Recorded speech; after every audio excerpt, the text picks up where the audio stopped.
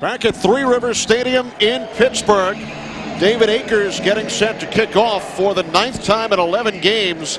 The Eagles have lost the opening coin toss. Tim, there is the probability of that happening. It's almost as high as the probability of a 100-count vote down in Florida. That's right.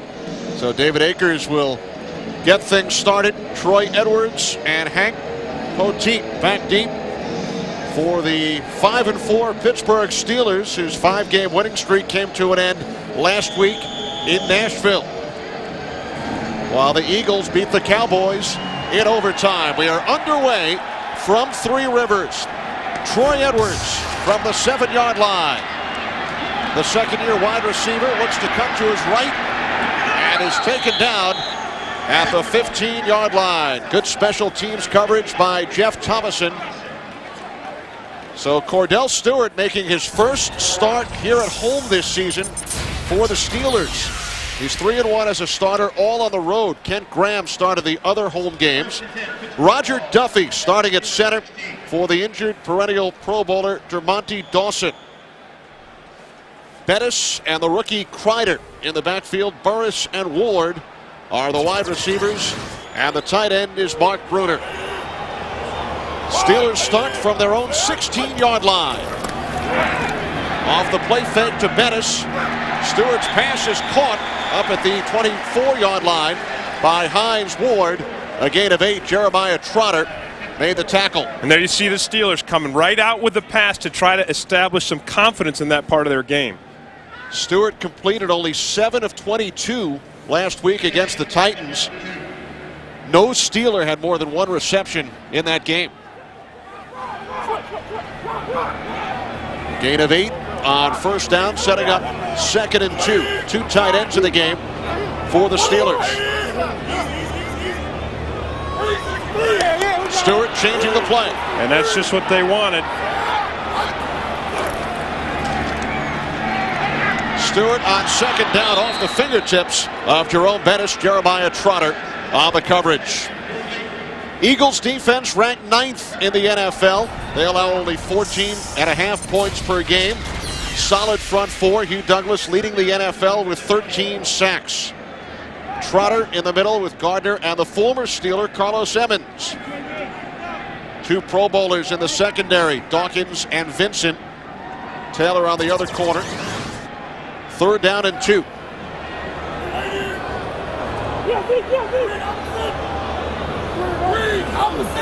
Three wide receivers set for the Steelers. High snap. Stewart is stopped about 4 yards shy of the first down marker again. It's Jeremiah Trotter making the play for the Eagles. Yeah, that's outstanding speed by Jeremiah Trotter. Now, Kenny, this is a run play here. You hear the crowd's not happy. This is a designed run play. It's a dash for Cordell Stewart, and they're basically saying, hey, run out there, use your feet. He has no intention of passing. Run and make the play for the first down. Trotter stops him. So Josh Miller back inside his own 10, getting set. Brian Mitchell, one of the best return men in the history of the NFL, and Miller angles the punt out of bounds. So the Eagles will have good field position. They will start from their own 37-yard line.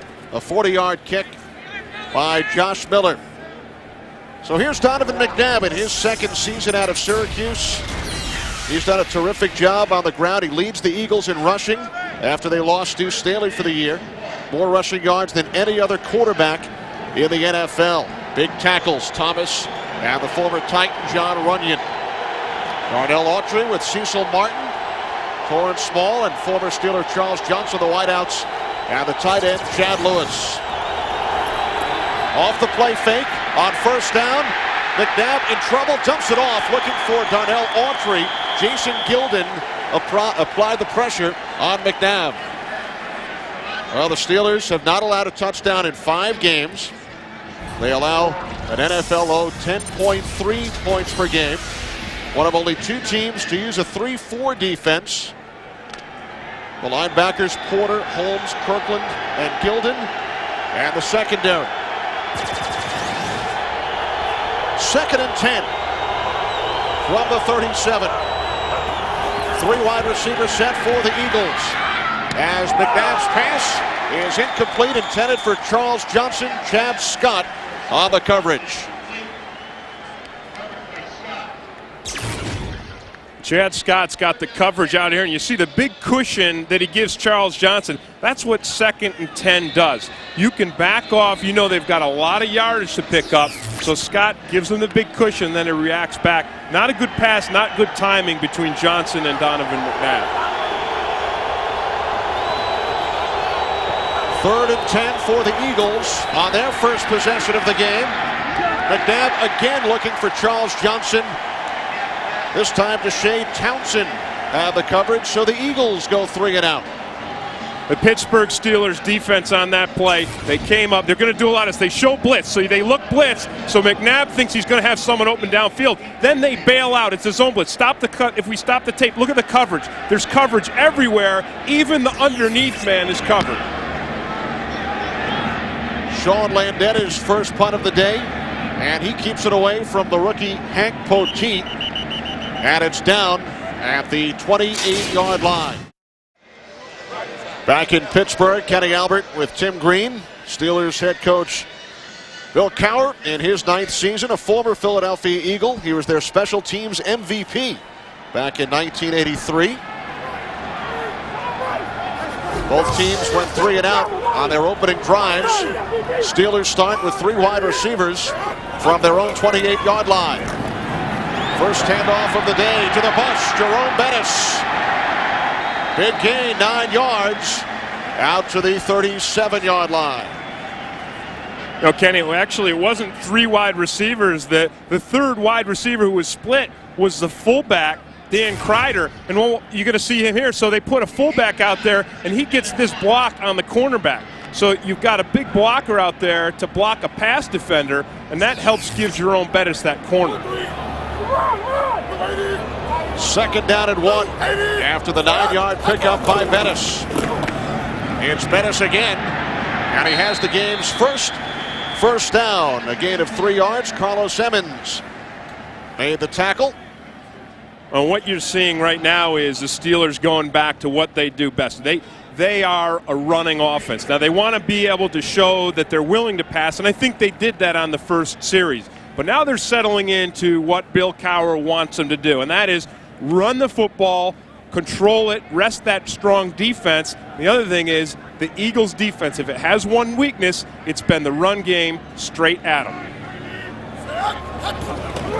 On first down from the 40-yard line, the pitch to Bettis.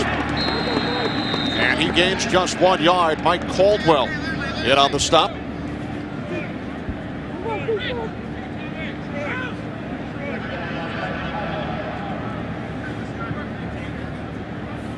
Eagles 6-4 under 2nd-year head coach Andy Reid.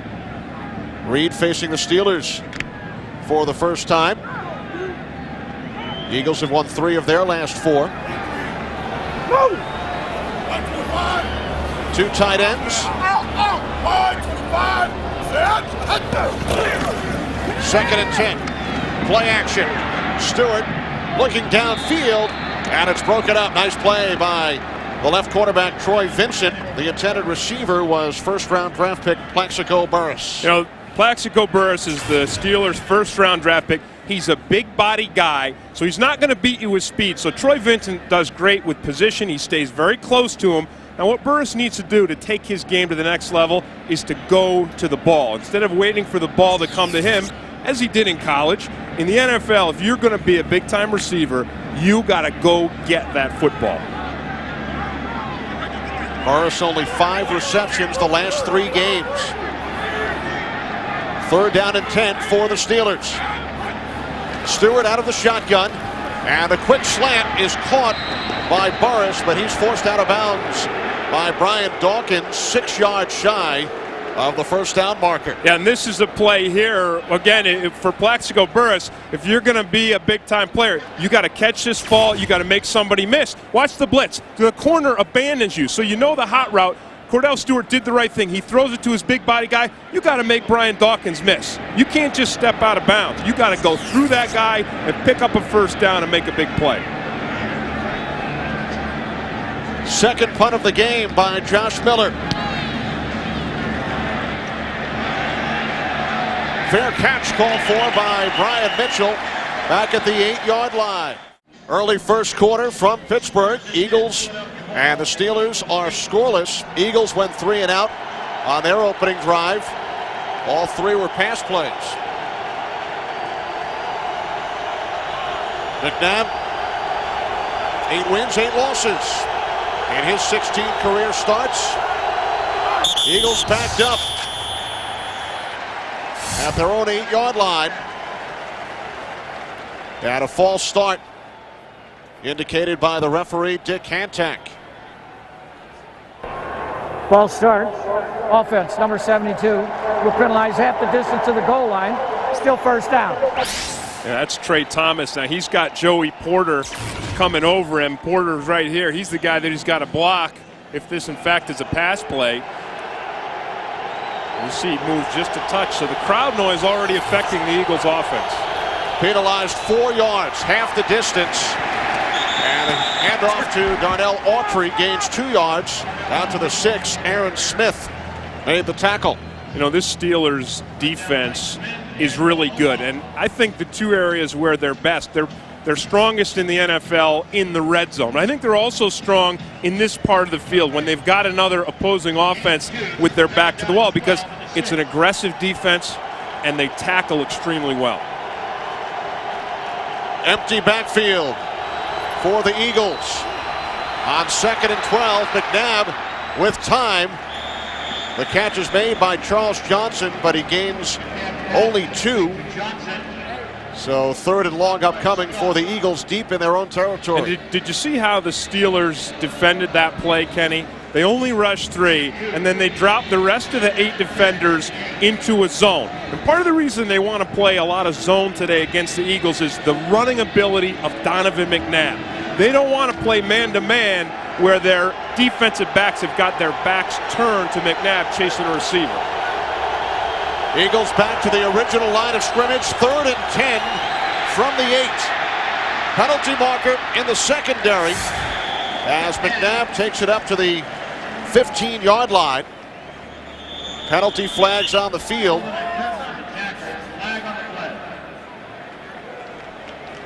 It's against the Steelers.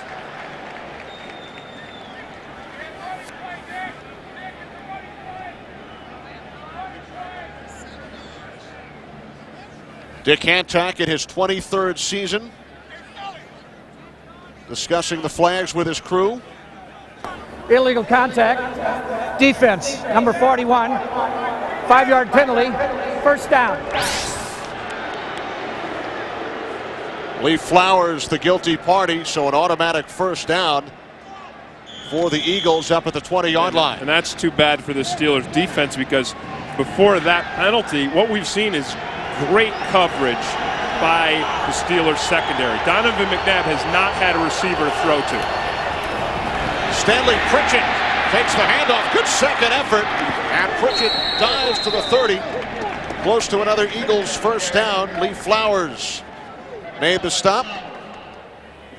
Stanley Pritchett nearly tackled for a loss, but made the most of it. Right, Kimo von Oelhoffen, the nose guard, comes up here, but Pritchard does a nice job of running right through that, and the Eagles' offensive line does a great job of giving him the corner. Steelers don't miss many tackles. They're a good tackling team. 1st and 10 from the 31. McNabb with the screen pass to Autry. Darnell Autry, big game against the Cowboys last week. 122 total yards, and Autry is shaken up, starting his 4th consecutive game after the season-ending injury suffered by Deuce Staley week 5 against the Falcons. Kenny, a couple minutes ago I said that the consistent part of this Eagles offense has been this right here, throwing to the tight ends and the running backs. But that's what you would expect from a West Coast offense. So far, we've seen really nothing between McNabb and his wide receivers. On 2nd and 6, McNabb looking downfield. He throws, and has the first down in Steelers territory. It's the tight end, Chad Lewis, a gain of 20 yards. And this is just what Donovan McNabb's legs give you. You know, not only is he average over 7 yards a carry, watch him here. Watch the pocket. The pocket's going to start to break down. He's got no receiver, but he's able to get outside. He's able to twist around, set up, find a receiver, and deliver the ball. Lewis leads all NFC tight ends in receptions this year with 36. Eagles in Steelers territory. Play clock winding down, and McNabb forced to call timeout.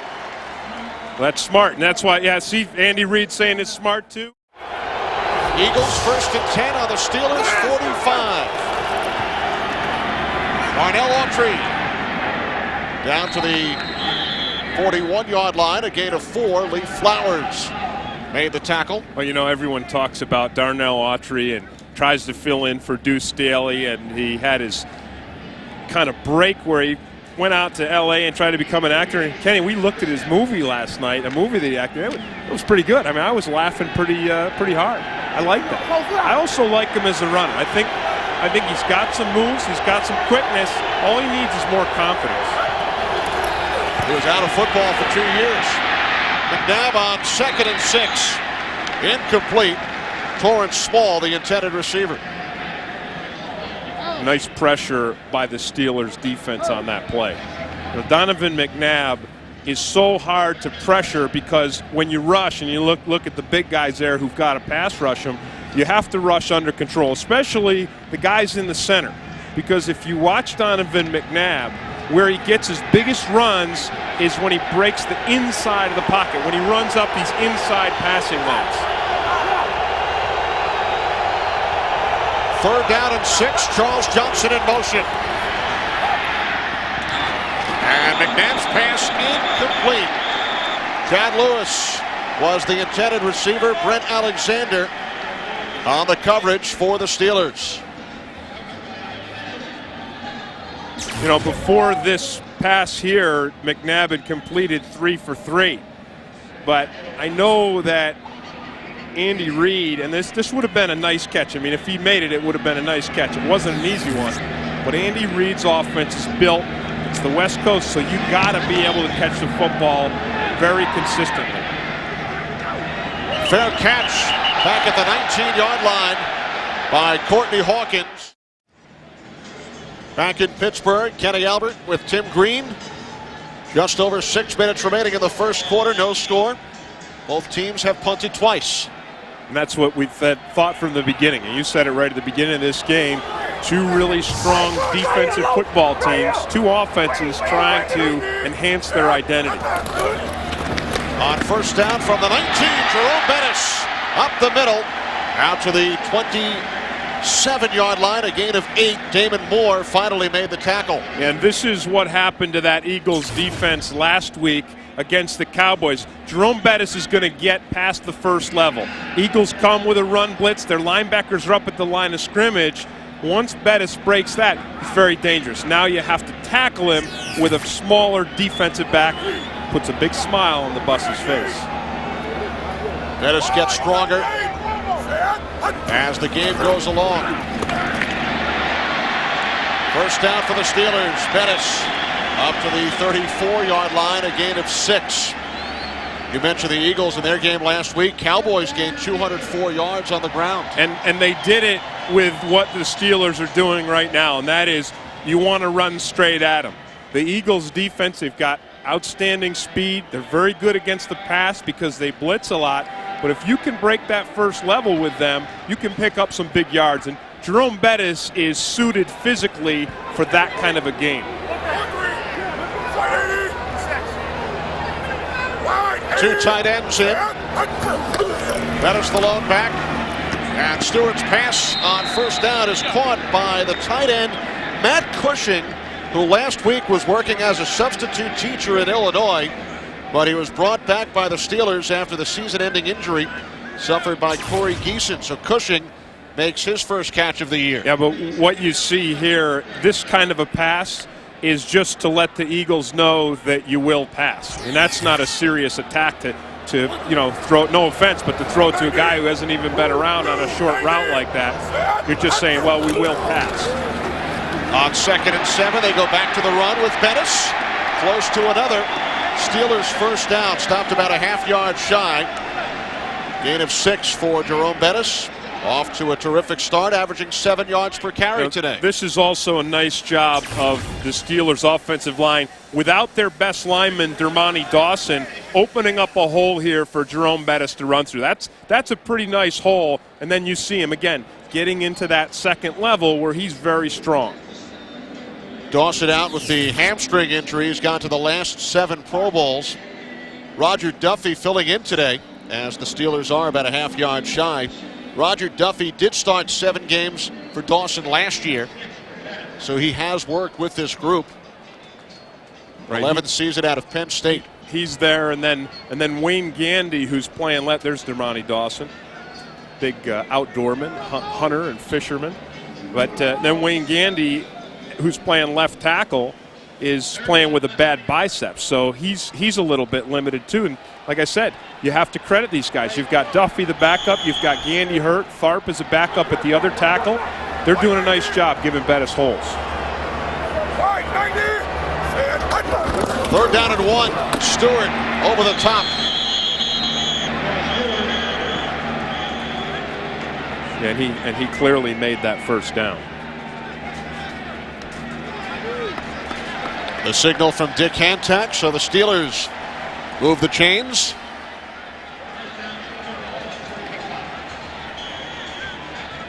It was interesting talking with head coach Bill Cowher yesterday, and he wants to get a passing game going for his offense. He's happy to win with defense and a run game and the bus, but they want to give themselves that second dimension. From the 45, Bettis up to midfield, a gain of 5. So a strong first quarter for Jerome Bettis, and the Steelers running attack. Bettis now 38 yards on the ground. This is exactly what Jerome Bettis likes. I talked to him before the game. He said, I hope I get it 30 times. He had an ankle that bothered him consistently. He was telling me before the game he had it cleaned out in the offseason, and he always worried that cleaning it out wouldn't make it better. He said it's 100%, and it doesn't bother him anymore the way it did before the surgery. Stewart on 2nd and 6. He took a hit on the safety blitz, and the pass fell incomplete. Yeah, now that play there, that's something that Cordell Stewart has got to read. Because if you saw, you're going to see, you see this line up here? There's an overload there, and so he doesn't have enough blockers. So he's got to know someone's coming, they're coming quick, and I've got to get rid of this ball. Okay? That's on Cordell Stewart. You got to study, and you got to know Brian Dawkins is coming at me unblocked. I'm not saying he doesn't study. I'm just saying that's what you got to read. That's on the quarterback. Empty backfield. Steelers spread it out on 3rd and 6. Stewart's pass picked off. Bobby Taylor brought down inside the 20 by Troy Edwards. 39-yard return. Taylor's 2nd interception of the season. Only the 3rd pick thrown by Cordell Stewart. Yeah, now before you blame Cordell Stewart for this pass, you have to credit Hugh Douglas, because Hugh Douglas beats Wayne Gandy around the corner, and you're going to watch Douglas come in from the left side of the screen, and he is the one that knocks this pass right into Bobby Taylor's hands. So before anyone starts booing Cordell Stewart in Pittsburgh, you have to realize they're cheering Hugh Douglas in Philly. Huge defensive play by Douglas. Taylor with the interception. And McNabb's pass was behind the rookie out of Southern Miss, Todd Pinkston. So the Eagles are in the red zone. Steelers have only allowed 3 red zone touchdowns all season long. Yeah, and they've been fantastic now. Look at that, 22 possessions, only 3. 14% would shatter previously existing red zone records. And they have not allowed a touchdown period in 5 games. On second down, McNabb takes off.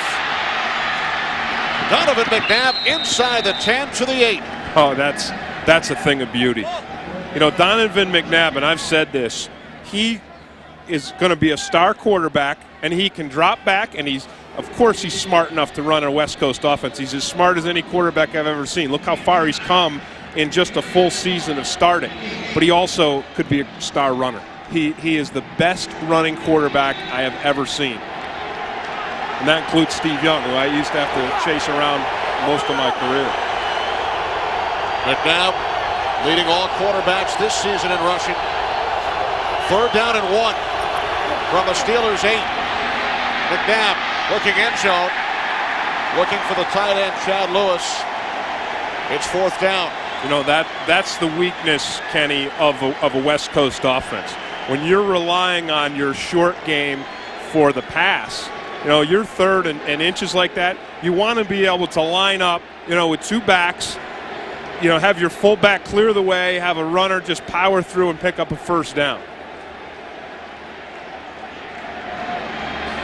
David Akers will attempt a 26-yard field goal. Troy Detmer is the holder.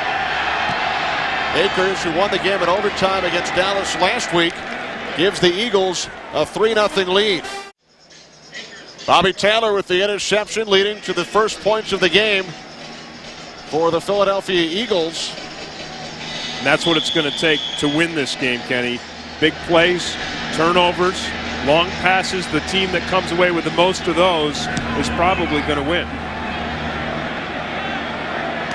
Kickoff taken by Troy Edwards from the 8-yard line. Edwards still on his feet across the 30. And the kicker, David Akers, got a piece of him, and Akers is down. No, Akers didn't get a piece of Edwards. Edwards gave Akers a piece. Wow. Akers slow to get up. Yeah, I mean, that, you know, Edwards just lambasted him. He was dodging around there like a water bug, and he saw the kicker coming, and he just put his shoulder down and pounded him.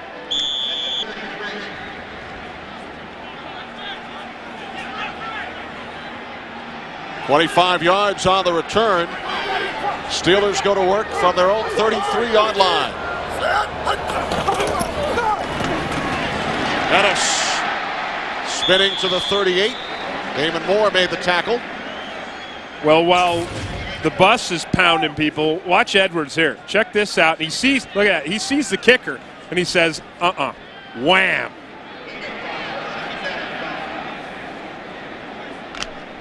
Do you think special teams coach John Harbaugh will show this film on Monday morning back in Philadelphia? Well, if Akers keeps kicking and makes all his field goals, he'll just fast forward right through it.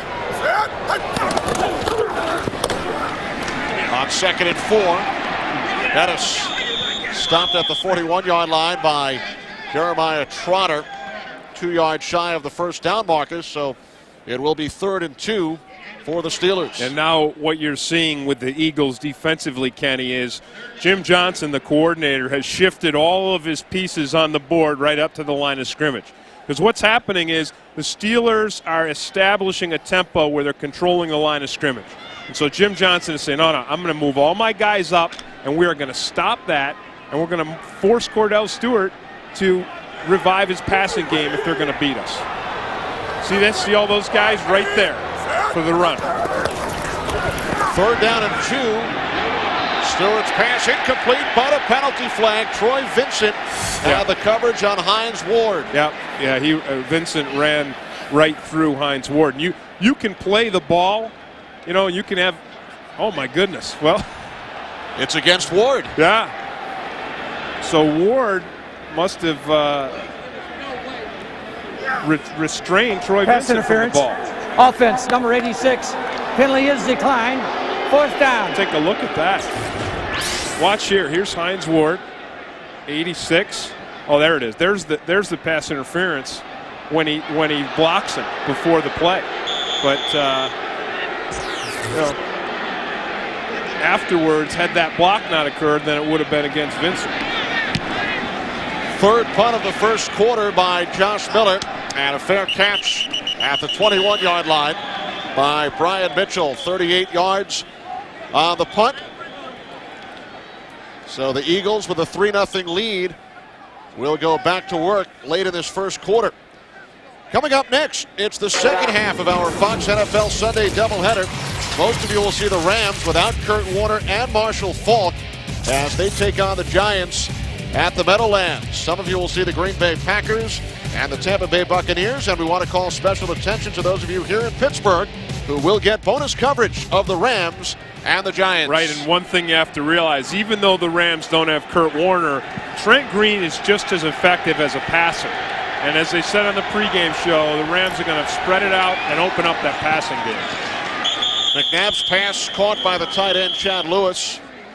A gain of 5 yards out to the 27 as the clock winds down. And that will do it for the first quarter from Three Rivers Stadium in Pittsburgh. Back in Pittsburgh, Eagles leading 3-0. The only points coming off the only turnover of the game. Well, that's right. The only real big play, and it's pretty much what we expected, coming down to a field goal so far. But watch for Donovan McNabb to take a deep shot. So far, the Steelers secondary has not given him an open receiver downfield. 2nd and 5 for the Eagles from the 27. And a late flag. Flag on the play. And it should be the second pass interference call against the Steelers. Pass interference. First one on the defense. Defense, number 30. And this was First the down. shot they wanted to take. Donovan McNabb does a nice job. He gives the pump fake, and that holds Scott, and Scott holds Torrance Small. So that was going to be the Eagles' deep shot, the pump fake and the go route to Torrance Small. And I tell you what, I think if Scott didn't hold him, the Eagles might have had something. 3 Steelers penalties already. They average only 5 per game. On first down, McNabb's pass broken up. Chad Scott got a piece of it. McNabb on second down again. Chad Scott breaks up the pass intended for Torrance Small. Yeah, and Chad Scott is doing a real solid job of coverage. Now, he did have that one pass interference play, but watch how he positions himself with Torrance Small. He reads that break, and he comes right up. That's nice right there. Scott in his 4th season out of Maryland. First-round pick back in '97. And he and Dwayne Washington on the other side. These guys are a solid tandem of corners, and they tackle well in the run game. 3 wide receivers on 3rd and 10. Penalty marker as McNabb's pass sailed through the hands of Todd Kingston. Another penalty flag in the secondary. And I don't know if that's not going to be against Scott as well.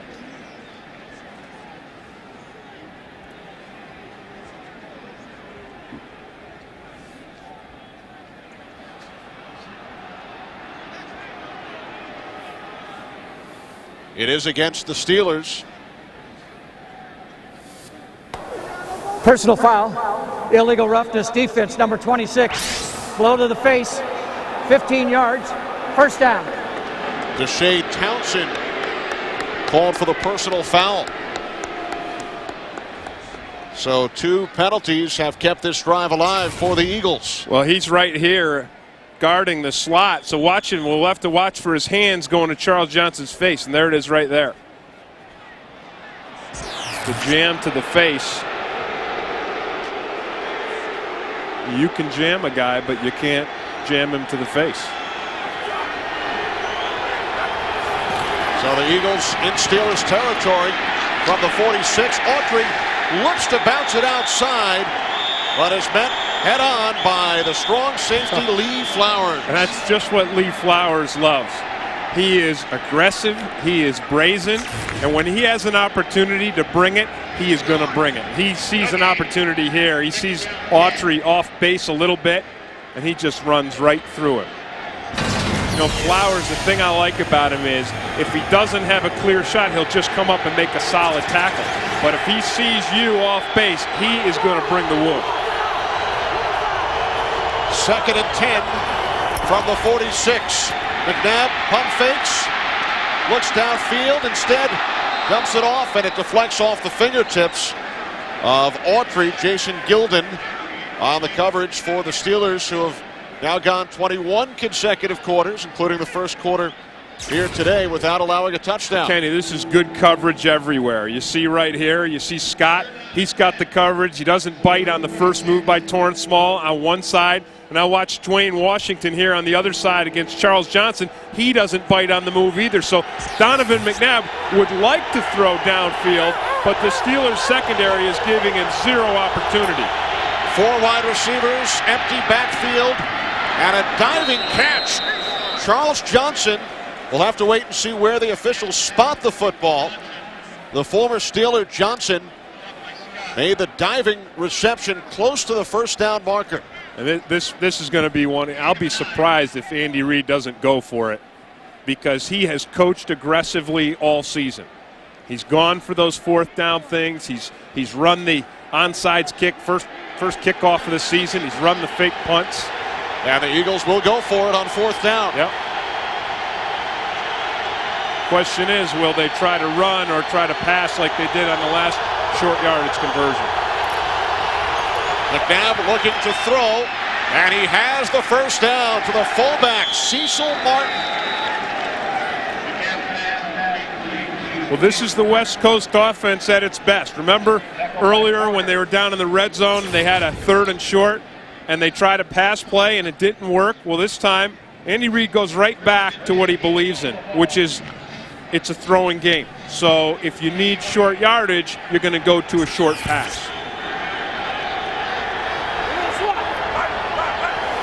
From the Steelers 28, Darnell Autry. Bottled up by Earl Holmes. He's what's making that Saints offense go. He's opening up the play-action passes. Another flag, Chad Scott on the coverage. And a penalty marker back along the goal line. I'm not going to say anything because both of the penalties downfield by DBs I've been wrong about.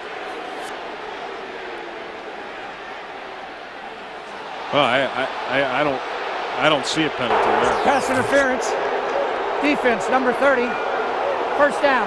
Boy, the only thing I could see that the official saw was an arm bar where he barred Johnson with that right arm and that right hand. But that you got to let these guys play. You got to let them mix it up a little bit. There's going to be some push and shove. You see that arm right there? I mean, that's the only thing I can think. But it didn't look to me like that right arm really hindered Charles Johnson. A 26-yard penalty. Eagles have gained 53 yards on 3 penalties this drive. First and goal from the 2. Quick drop. McNabb looking corner of the end zone.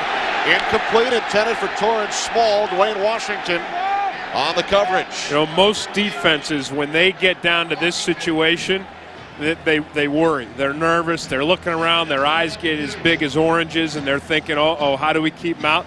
This group of guys right here, this is where they thrive. They love being in the red zone, and they are proud of their performance in the red zone so far. 21 quarters now without giving up a touchdown in this area. Second and goal. McNabb's pass is short. He was looking for Autry. Wow. This is why they like it. Here comes the blitz. A risky call. All the linebackers are coming. There's Joey Porter. Jason Gilden's the guy who gets to him. But they are all coming, and they're coming hard and fast on Donovan McNabb. Are you surprised at all the Eagles tried to throw on first and second down? No, because it's what I said before. I mean, they're a throwing offense. It's a West Coast offense. So that's their bread and butter. On third and goal, McNabb stumbled, now throws, touchdown to the tight end, Jeff Thomason. And the Steelers have allowed a touchdown for the first time in over 5 games. They had not allowed a touchdown in 21 quarters. And that's why the Eagles throw. I mean, it gave them 3 shots. The Steelers D held on the first 2, but Thomason snuck behind the whole troop. Steelers had not allowed a touchdown on 61 consecutive drives by their opponents. Akers with the point after.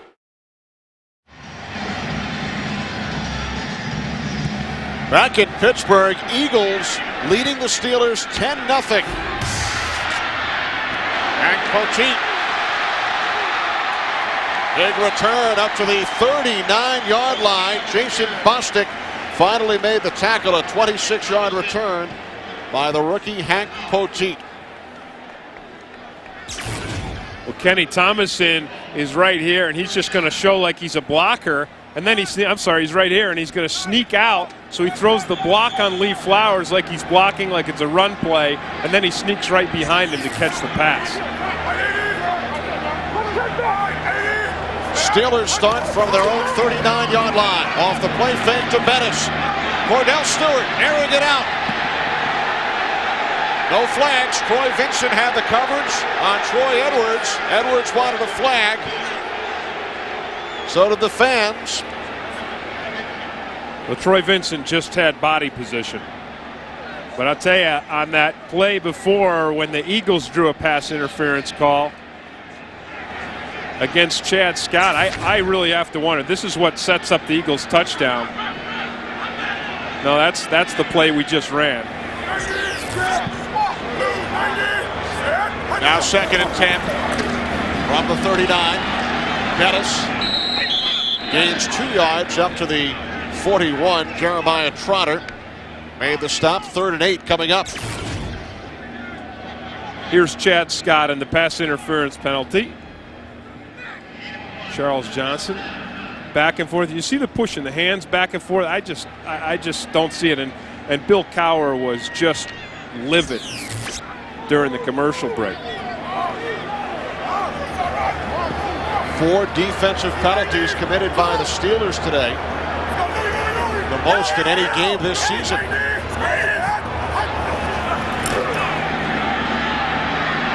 Stewart on 3rd down, nearly picked off again.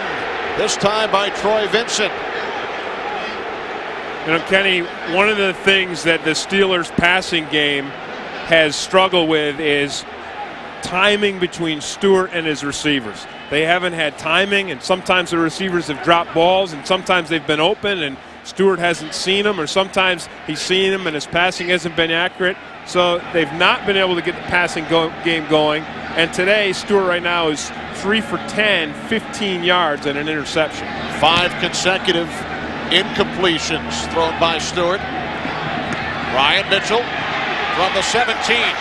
Mitchell down the sidelines, across the 40 to the 42. Eagles leading the Steelers 10-0.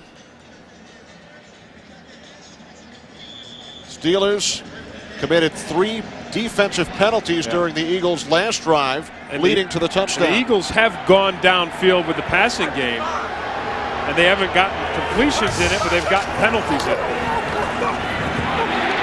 Nice play, Levon Kirkland on 1st down, wrapping up Darnell Autry. And now this defense right here, right now, is offended. They are offended that they have not beaten the record, which was 22 quarters without giving up a touchdown by the old steel curtain. And they're offended because it came on a questionable pass interference penalty against Chad Scott. Loss of 1 on the previous play. 2nd and 11. McNabb to Autry. Spins across the 45 to the 47. Eagles looking at a 3rd and about 4. Steelers defense probably feels, hey, we didn't give up the touchdown, the officials did. Right, I'm sure they do, but what they have to do now is they got to make sure that they play their game. You don't want to get out of your game. You don't want to get so heated and so intense and excited that you forget to play fundamental football. That's what makes this defense so good. They tackle well, and they're always in good position. 3rd down and 4. McNabb fires.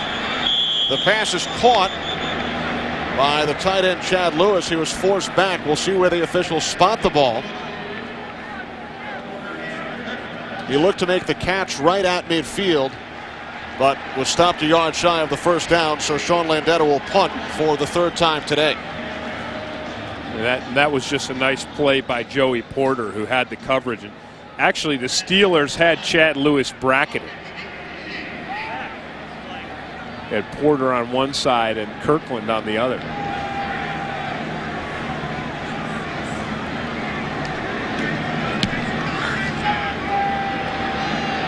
Landeta's punt bounces into the end zone for a touchback. A 50-yard kick. Kenny Albert, Tim Green back in Pittsburgh. Eagles leading the Steelers 10-0. And for the Steelers offense, Tim, they've picked up only 3 first downs. They've punted 4 times and committed a turnover. And the only thing they've been able to do with any consistency is run Jerome Bettis. And that's what I would do. I would just keep running him and run him until he can't run no more. Bettis with 46 of the Steelers' 61 yards of offense. He gains 3 on the first down carry, setting up 2nd and 7. You know, the difficult thing for the Pittsburgh Steelers is you can win a game with defense and just a running game if your offense, or if your own defense holds down the points. But right now, Bill Cowher, you're down 10. And so now you have to get that offense going. And either the bus is going to have to carry the whole load, or they're going to have to start completing a couple passes. Stewart on 2nd and 7. Incomplete. It bounced off Boris. And a penalty marker comes in. Yeah, he's going to, because it's a helmet-to-helmet hit on a defenseless receiver. So the Steelers are going to get themselves a first down. But again, this is the kind of thing that Plaxico Burress has got to do. He's got to make this play. He's going to break it right to the inside. The pass is going to be there, right?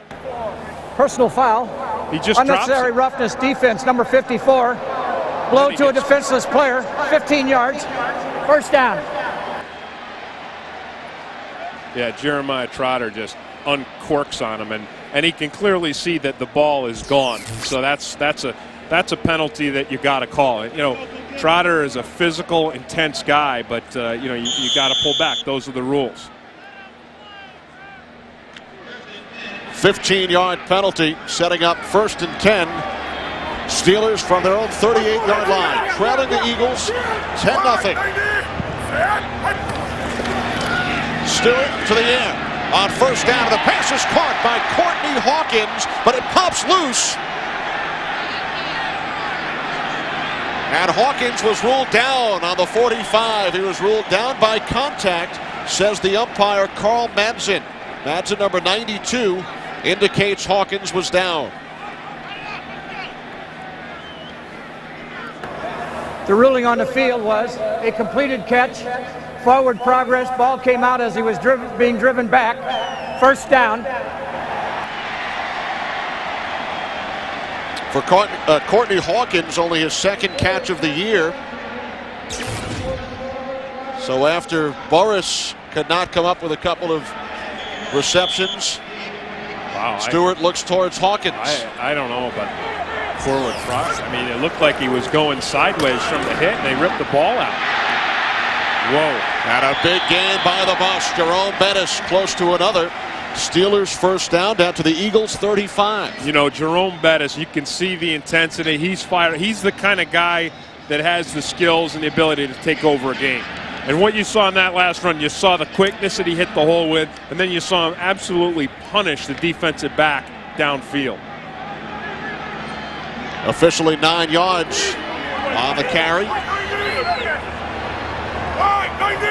59 yards today for Bettis. Make it 61. As he picks up the first down, Steelers moving the chains. Steelers coming in allow only 10.3 points per game. They've already given up 10 today. First field goal following the interception. And then penalty setting up the Eagles' touchdown. You know, I think this Steelers offense, Kenny, might be getting a rhythm here because Bettis is running, and then the last 2 passes, Cordell Stewart's been on and the timing's been on. Now, Burris dropped one of them, but then Hawkins caught the other. The timing is there all of a sudden. Stewart under pressure. And he's wrapped up back at the 36-yard line. Carlos Emmons with the initial pressure, and then Barry Gardner forced him out of bounds. You know, one thing about Cordell Stewart, when he is chased out of the pocket, he typically, very rarely will he set up and throw the ball. So as a defense, as soon as you see him starting to escape, you can drop your coverage. And that's what happens here. The linebackers, Gardner, he can drop his coverage and go right to the quarterback because you know Cordell Stewart doesn't pull it down and throw. He pulls it down and he runs. Gardner credited with his first sack of the season. 2nd and 14. 3 wide receivers. Stewart, the shovel pass to Jerome Bettis. Bettis down to the 29. Jeremiah Trotter again made the tackle, a gain of 8 yards for Jerome Bettis. We spoke to Trotter last night. You asked him, how do you stop Bettis? He said, we have to flatten his tires, flatten the bus's tires. Yeah, nobody flattened him here. And it's, again, this is a timing play. So we're seeing a little bit of a timing element starting to come into the Steelers offense. You know, is it exciting? Is it dazzling? No, but guess what? It's something because it's working and they're moving the ball. Bettis out of the game on 3rd down. 3rd and 6. Stewart to the near side, caught by Hines Ward. He was wide open, and he has a first down. A gain of 14 yards from Stewart to Ward. This is just a breakdown in the Eagles' coverage, but again, the timing is there. I mean, Stewart got the protection he needed from his offensive line. They ran the correct pattern. Ward come here, he breaks to the outside receiver runs off the coverage right there. It's a good pass play. From the Eagles 15, Bettis. Taken down at the line of scrimmage by Paul Grassmanis.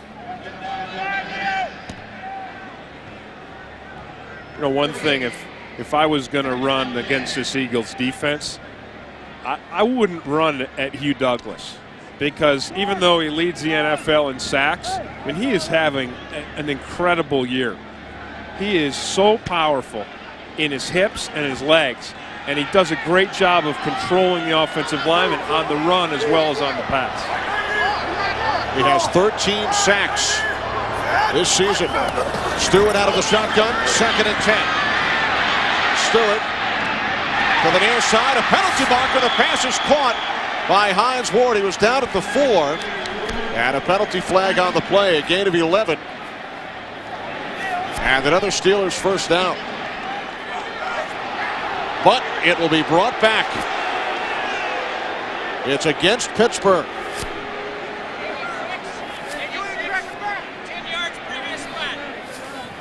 Pass interference, offense, number 86, 10-yard penalty, repeat the down, That's the second second offensive pass interference today.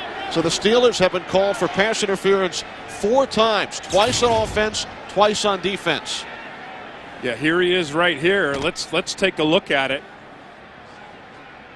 Yeah, that's what they're calling. He threw a block on Troy Vincent and knocked him off. I mean, that, you know, you may not like it, but that is a textbook case of offensive pass interference. You run down the field, you know, you blast the DB and you come off and make the catch. It sets the Steelers back 10 yards to the 25. 2nd and 20. Everybody out. The pass deflected. Incomplete. Batted at the line. So it will be 3rd and 20.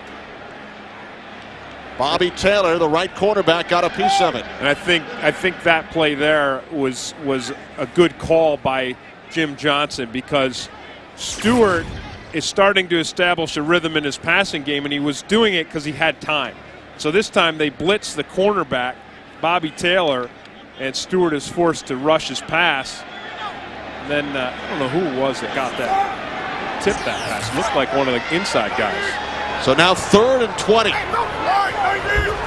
Steelers trailing 10-0. Penalty flags. Pass nearly intercepted by Corey Simon. And he almost had himself a touchdown. It's been a penalty-filled first half. Corey Simon did a great job of reading that play and putting himself in position Offside. for an interception. Defense, number 59 moved into the neutral zone prior to the snap. 5-yard penalty. Repeat the down. 3rd down. Mike Mamula.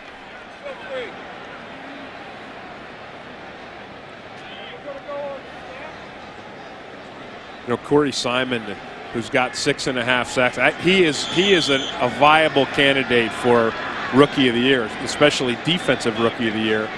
And you could see on that play there, he not only is he strong and powerful, he can rush the passer, play the run, he's smart because he read that pass and he went right to the ball. Now 3rd and 15 from the 20-yard line. Play clock winding down. 4 wide receivers. Pass intended for Courtney Hawkins, but the timing was off. Well, remember on the pregame show, Terry Bradshaw and Irving Fryer, and they were talking about the synchronization between a quarterback and a receiver and how both of them have to read the same thing. Well, that time Cordell Stewart read the blitz. He read it hot, and the receiver, Courtney Hawkins, didn't read it. Watch it here. He's just got to break off this pattern, and it's a catch and a 1st down. 38-yard field goal attempt for Chris Brown. It is good. He has now hit 12 in a row.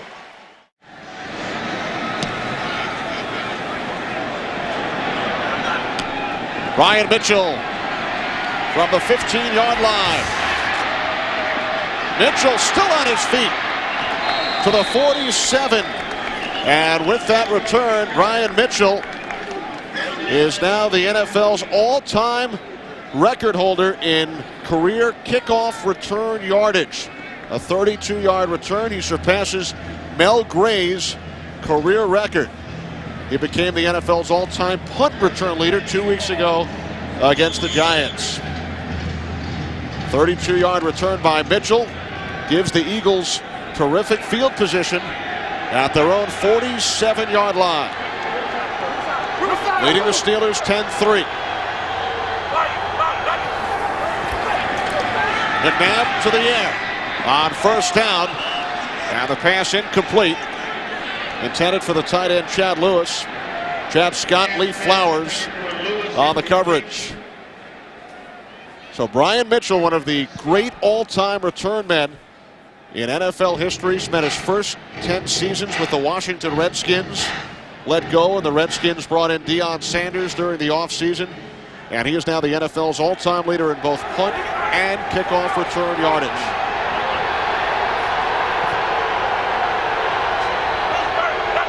Second and 10. Pass is caught by Torrance Small. Out of bounds at midfield and a penalty flag. Did Dwayne Washington inadvertently grab a face mask?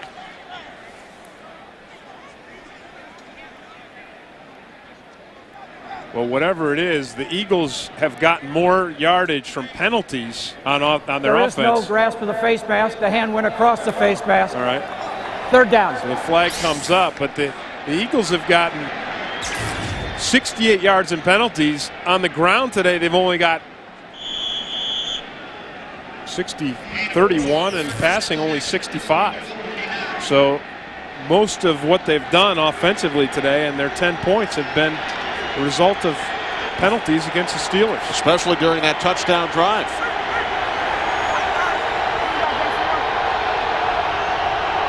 Third down and 6.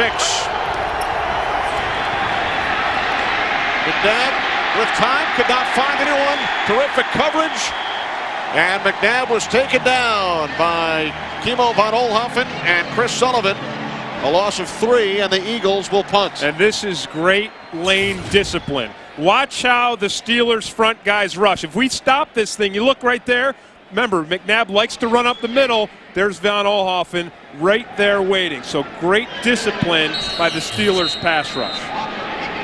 As the Eagles set up for the punt, we hit the 2-minute warning. 2 minutes to go, second quarter from Pittsburgh. Eagles leading the Steelers by a 10-3 score. Steelers allowed a touchdown for the first time in over 21 quarters. And now Sean Landeta will punt back at his own 34-yard line.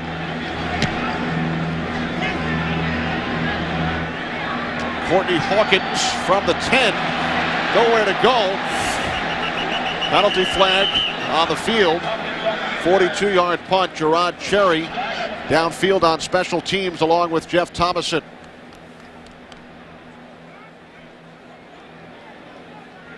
The officials again will conference, and it's holding against the Steelers. Holding on the receiving team, number 30, while the ball was in the air. Will penalize from the spot of possession. First down. It's Chad Scott's third penalty today. 2 pass interference and now a holding on the punt return. Well, coming up on the Visa halftime report, JB, Terry, Howie, and Chris, along with Irving Fryer, will have scores and highlights from around the NFL. And our Fox Sports ticker will have up to the second stats. That's all coming up on the Visa halftime report. And I loved Terry Bradshaw's interview with Donovan McNabb in the pregame show was outstanding. And I loved the question that he asked about Donovan McNabb's skin color and the quarterback position. And McNabb's response was very honest. He said he felt people didn't think he was smart enough to play that position. First down, Richard Huntley on his first carry of the game, giving Jerome Bettis a rest, and Huntley gains 13 yards. And now the Steelers offense has got enough room to go into the 2-minute. Now they can try to throw the ball downfield and get some points before halftime. They have all 3 of their timeouts. Stewart on first down, a diving catch by the tight end. No, incomplete. Mark Bruner trapped it. Bruner, the tight end, could not come up with the catch, so it'll be 2nd and 10. Yeah, that's an unusual occurrence. I mean, Mark Bruner is known for having really good hands. And that ball rolled. I don't know. I'm surprised the replay officials didn't take a look at that. We are under 2 minutes, so the coaches cannot challenge. It's up to the replay officials up in the replay booth. 3 wide receivers, Steelers spreading the field on 2nd and 10. Stewart's pass is caught by a wide open Troy Edwards at the 37. Nicely done. 1 minute remaining in the first half. Bill Cowher Steelers on the move. Line of scrimmage now their own 36. And a nice job between Troy Edwards and Cordell Stewart. Stewart read the zone perfectly. Edwards read the zone perfectly. He slipped in the soft spot between the underneath coverage and over top. Stewart had the ball there. Steelers have 2 timeouts left. 3 wide receivers on first down. Stewart looks to throw, and the pass is caught in Eagles territory by Bobby Shaw. His first catch of the game, a gain of 26 yards. And the Steelers call another timeout and stop it. Steelers moving the football with 49 seconds to go in the first half. They now have it on the 39. Yeah, Kenny, 2 things are happening here. Cordell Stewart is getting time from his offensive line, and he's also seeing the field. He's seeing the entire field now, and he's delivering the ball. This is as good a run as I've seen from Cordell Stewart. He's gone to 7 different receivers in this first half. Make it 8. Richard Huntley down to the 33-yard line. Well, that was nice defense by the Eagles. An injured Steeler. They read that screen pass, and they absolutely destroyed it with their speed. Right guard Rich Tilsky is shaken up. And the Steelers charge with their final timeout of the half.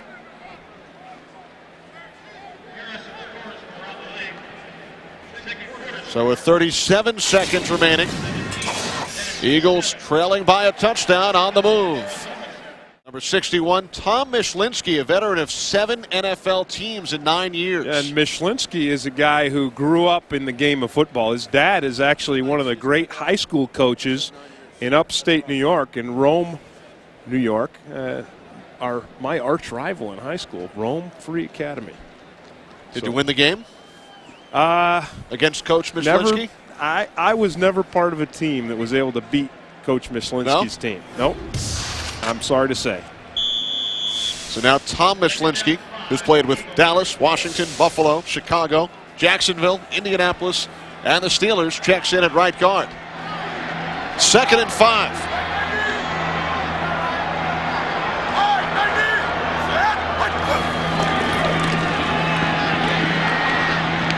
Stewart's pass deflected by Mike Caldwell, nearly intercepted.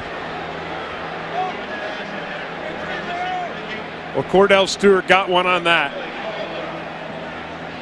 When we've been talking about how well he's been reading defenses and seeing the field, he delivered that right to Caldwell. And I'm surprised in this situation, he knows it, but I'm surprised in this situation that they were trying to force the ball to Plaxico Burress. Because Burress really hasn't done anything today except drop the ball and not come up with anything. 3 wide receivers for the Steelers. 3rd down and 5. Stewart's pass incomplete, intended for Burress. Steelers wanted a flag on the play.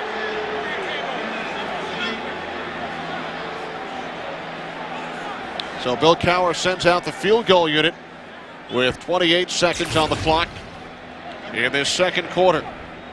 Yeah, and did you see Burress looking back? And I don't know if that was a catchable ball, and that may be why there was a penalty. But Burress is looking at Troy Vincent. You can't look at the defensive back. You got to just run your pattern and catch the football. 52-yard attempt. Chris Brown's career long is 51. And penalty markers. They'll line it up again. I think the Steelers had too many men on the field. The officials underneath the goalpost never signaled whether or not the kick was good. They were counting players.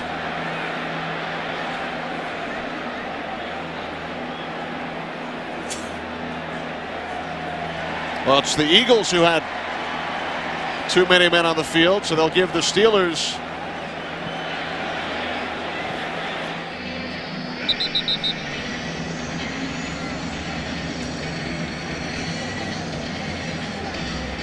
I think we've talked a lot about Plaxico Burress. I think this is a guy who's got a lot of talent, and I think he's going to be a talented player in the NFL because he's got a big body and he's young. I mean, and when you're young at any position in the NFL, it takes time to learn the nuances of the game. And also, I think if you look at his numbers compared to other first-round draft picks receivers, he's right up there. He's as good as any of them. Burress selected 8th overall out of Michigan State. Short kickoff is taken up to the 37-yard line by Jeff Thomason.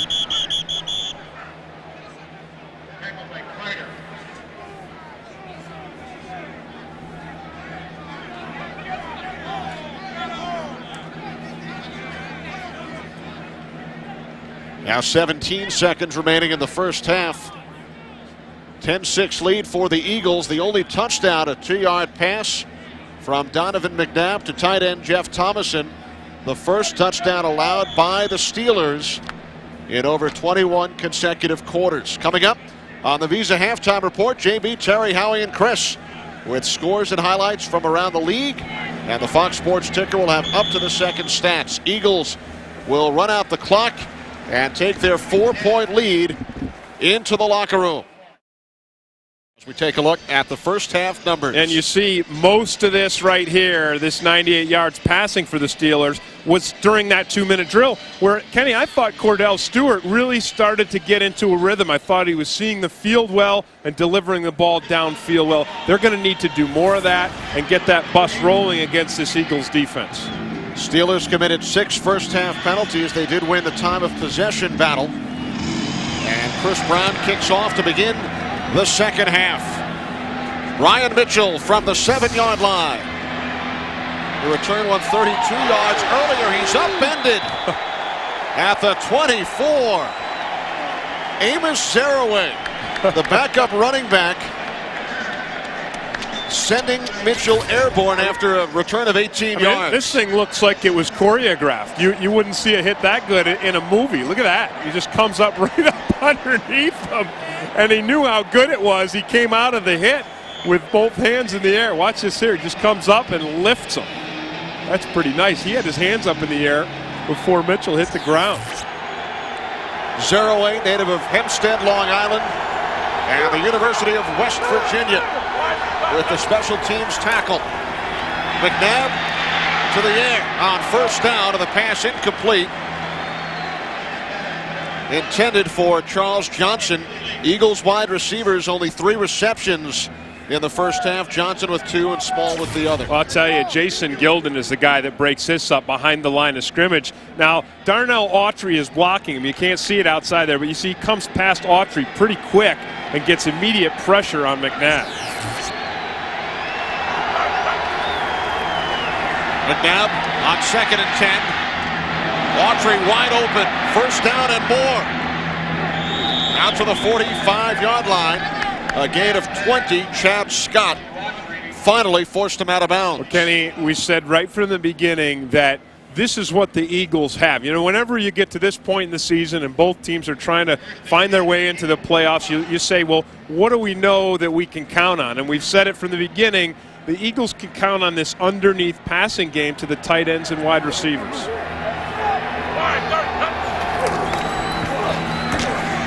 They keep it on the ground on first down with Autry. Wow. Lee Flowers made the tackle. Well, that's one thing they haven't had is a run game. And, you know, even though the Eagles are still number 2 and they've got 5 yards of carry in the run game, you know, most of that is Donovan McNabb. He's got 7.4 yards. And the rest of those running backs, if you eliminate Deuce Staley's numbers, are only at about 2.5 yards of carry. And McNabb is the Eagles' leading rusher today with 14 yards on the ground. McNabb on second down finds his man. It's Cecil Martin, the fullback. Big gain down the sidelines for another Eagles first down, a gain of 25 yards. Remember what Andy Reid said to us yesterday, Ken? He said Donovan in this game has to look for the touchdown and then the check down. So if the big play's not there, we're going to go to the check down. And Cecil Martin does an outstanding job running. And there you see Charles Johnson blocking one of his old teammates to spring Martin for another 10 yards. Johnson, a terrific blocking wide receiver.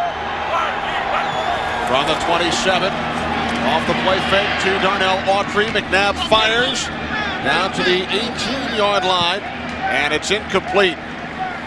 Jeff Thomason, the intended receiver, he has the game's only touchdown. Well, you see what's happening, and the Eagles are going back to what's worked for them, and that's passing to the to the tight ends and the running backs.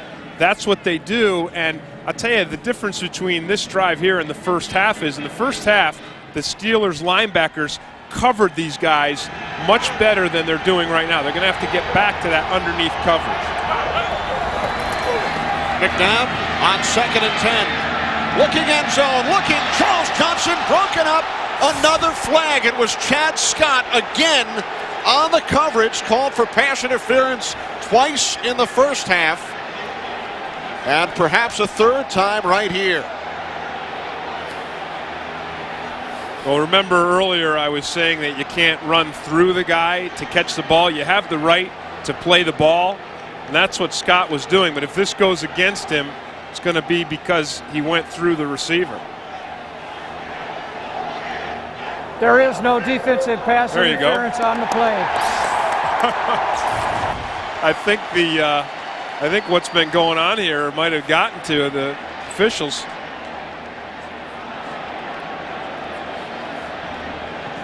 Was Scott going for the ball? You know, he was going for the ball. That was a close one.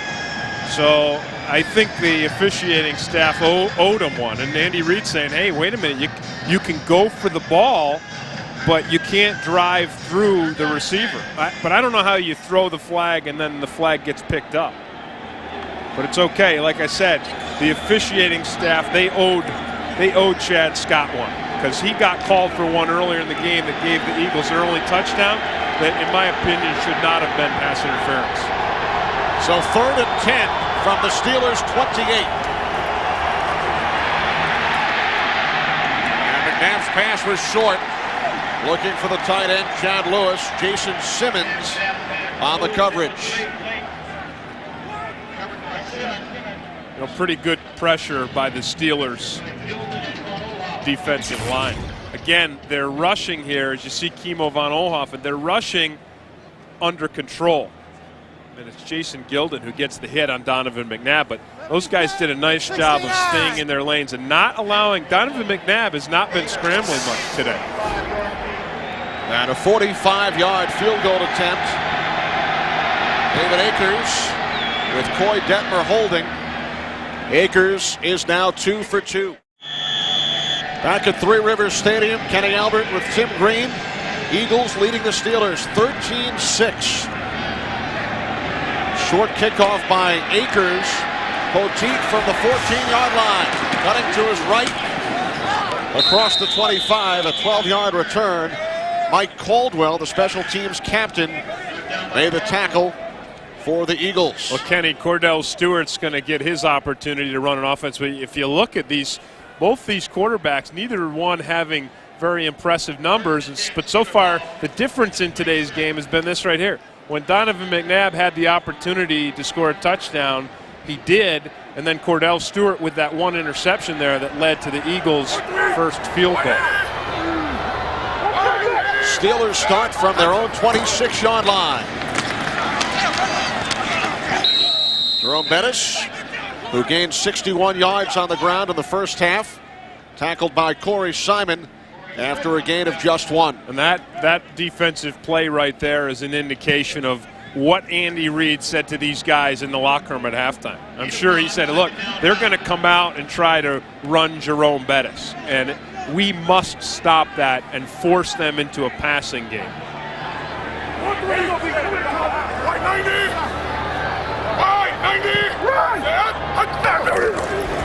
On 2nd and 9, off the play fake to Bettis. Stewart looking for Courtney Hawkins. My goodness. Brian Dawkins fell down on the coverage. And Courtney could not have been more wide open on that.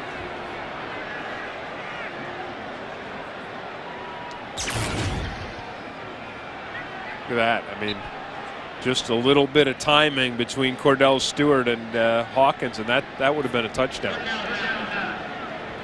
Brian Dawkins fell right to the turf. Instead, it's 3rd down and 9 following the incompletion. You know,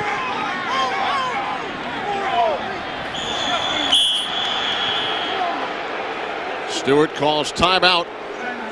the Steelers' offense has struggled this season on 3rd down conversions, but strangely enough, when Cordell Stewart is in a 3rd and 9+ situation, he's 50%. That is the best of any quarterback in the National Football League. So this is statistically where Cordell Stewart is at his best.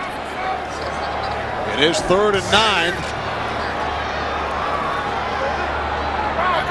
from the 27-yard line. Stewart out of the shotgun with 3 wideouts. Stewart with time, and the pass is caught by Courtney Hawkins. Close to the 1st down marker.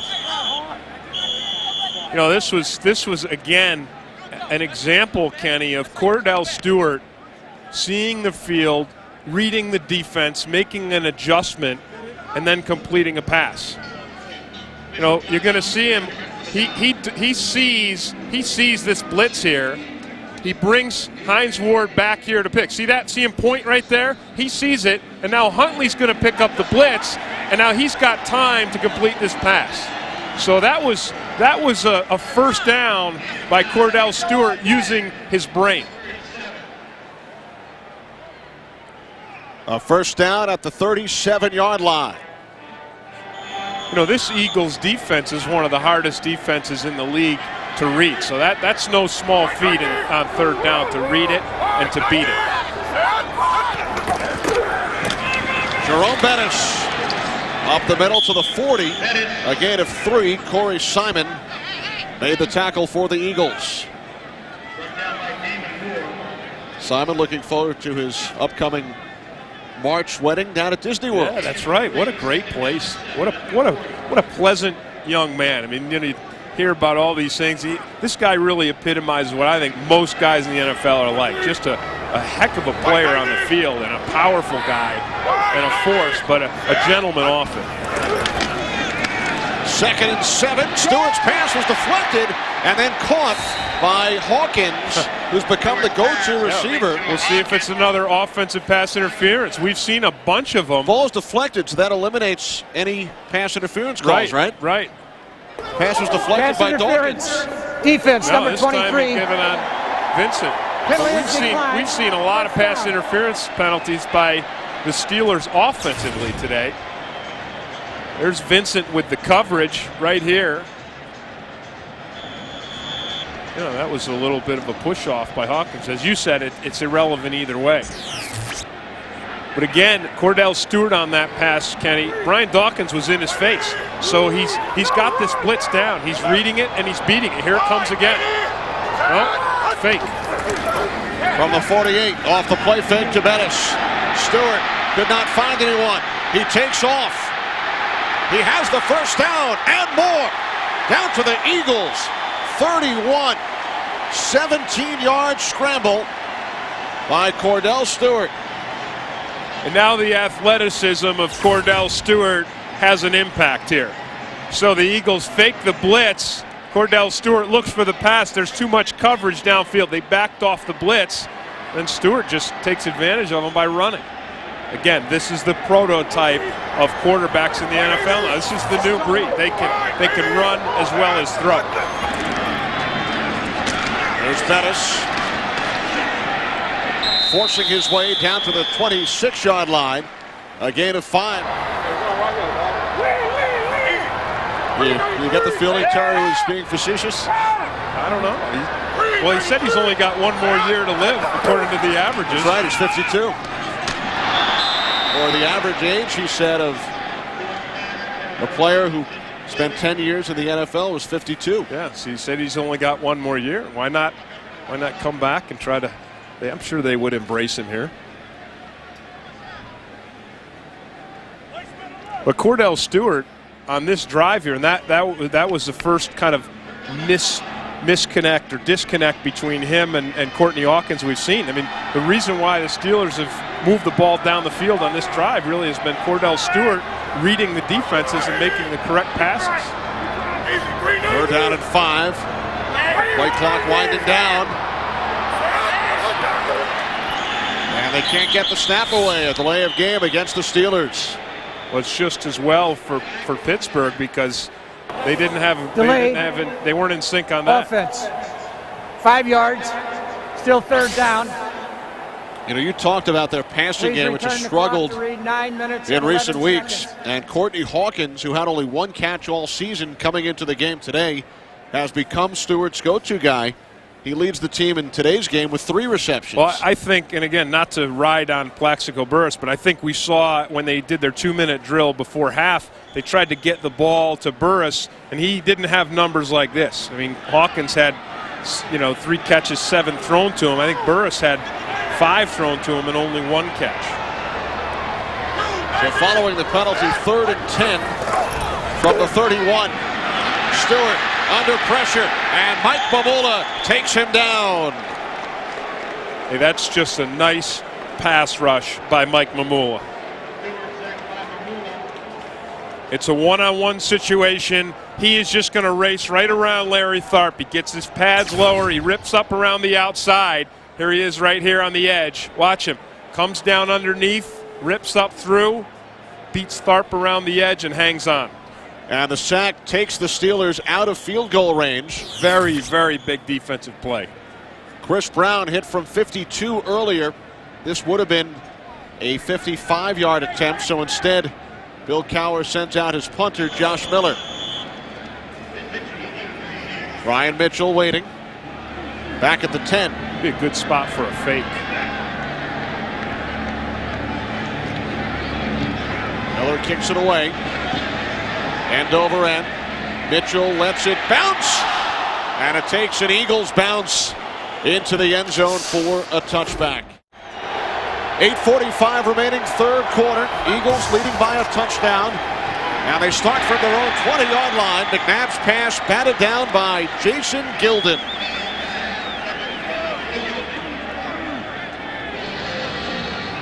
It's a nice job by Gilden of reading the steps of the quarterback. He saw McNabb set up almost instantly, and instead of continuing the pass rush, he jumped up. Eagles now 31 passes, only 10 runs. Two tight ends. Second and 10. Pass off the fingertips of Torrance Small. Thanks, JB. Saints looking for their 6th consecutive victory. Here's McNabb on 3rd and 10. He dumps it off. Stanley Pritchett is gang tackled by the Steelers. A loss of 7 yards on the play. And now the Eagles will punt it away. Kenny, this is the epitome of the Steelers defense. Watch them swarm to this play. Watch the reaction. Now there's Kirkland. He reads it. Now here they come.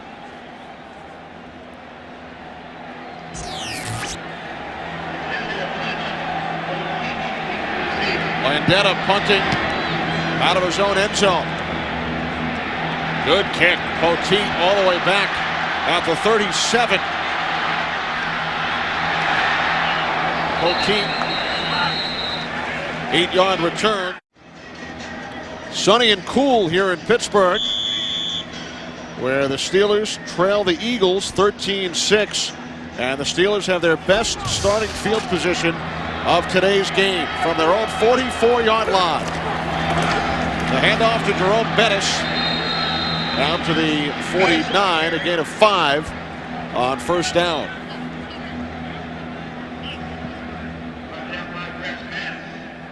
So the Steelers' offense, Kenny, all of a sudden, you know, they're looking pretty good. I mean, they're getting some things going, and they started out the game with 4 punts and an interception. But in the second half here, we've seen them get a little bit of a rhythm going. Courtney Hawkins and Troy Edwards are the wide receivers. And the play is blown dead.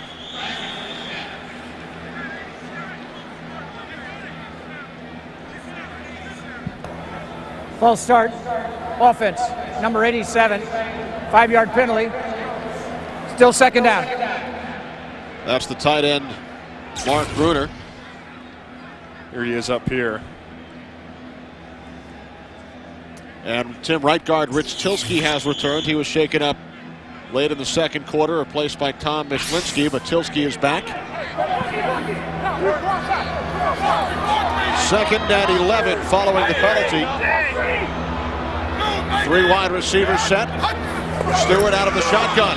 The draw to Bettis. Oh, what a hit. At the 45-yard line by Brian Dawkins. That is a real nice hit on the big man. I'll tell you, the guy that really made this play happen was Hollis Thomas. Hollis Thomas at the tackle position, he made Bettis step to the outside. Bettis got his shoulder turned, and when he did, Dawkins attacked. Dawkins gives about 50 pounds to the bus.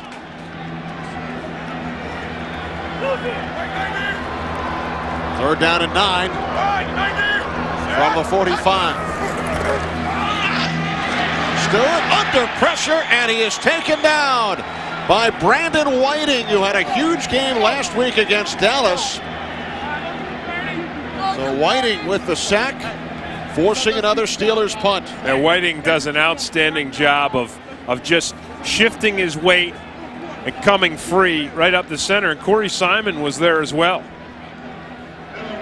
But he went right by Faneca.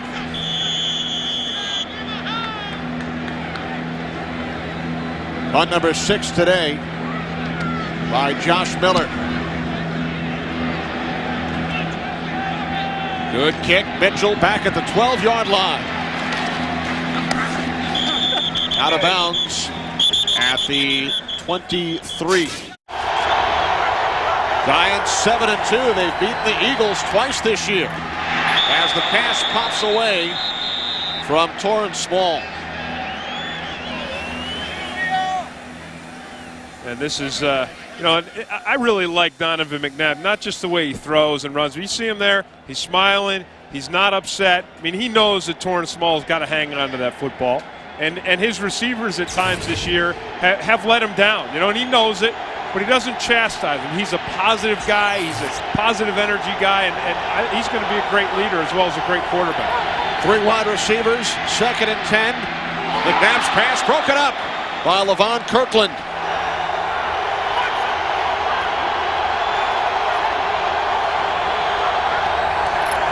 Third and 10. McNabb's pass dropped by the tight end, Chad Lewis. He would have had a first down. Boy, the Steelers had a broken coverage on that, too. They're supposed to be bracketing Chad Lewis. The bracket came off him, and he slipped wide open. Look at that. No one even close to Lewis.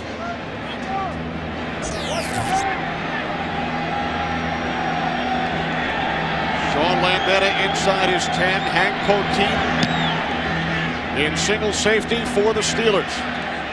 Poteet from the 34 is forced back, a loss of 2 yards.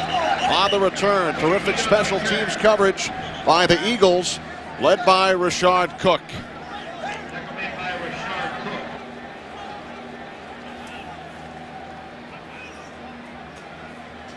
Well, it's been a game of field position.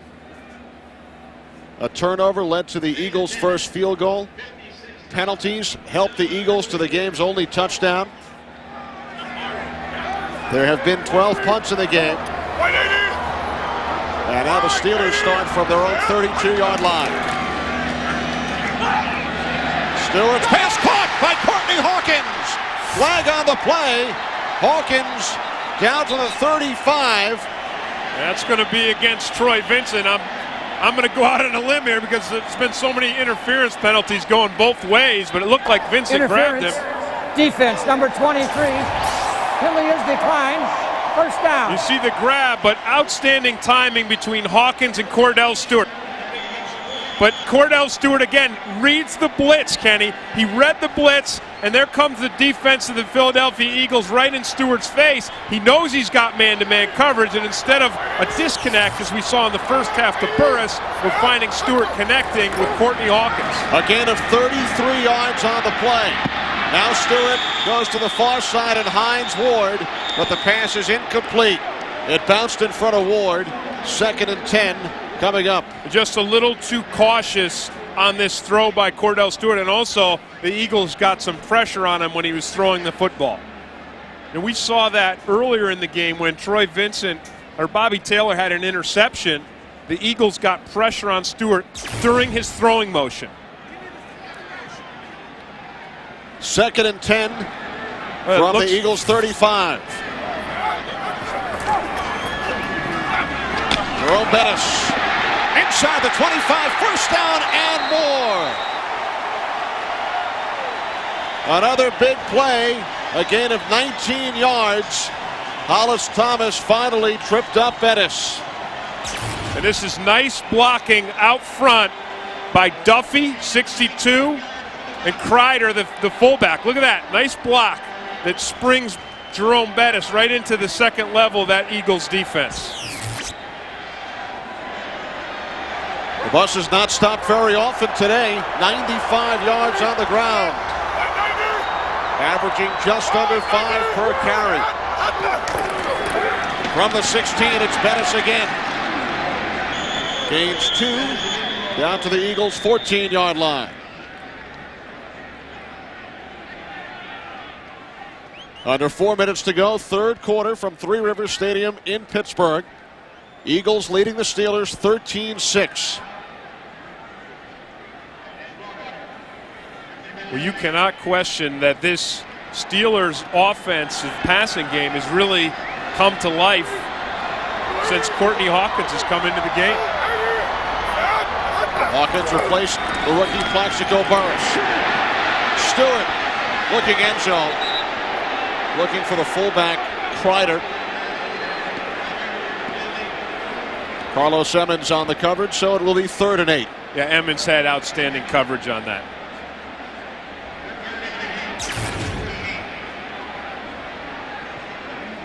Jeremy Tooman running down the middle of the field. He drew the safety, so Emmons had man-to-man coverage. He was singled up on Kreider. He did a nice job.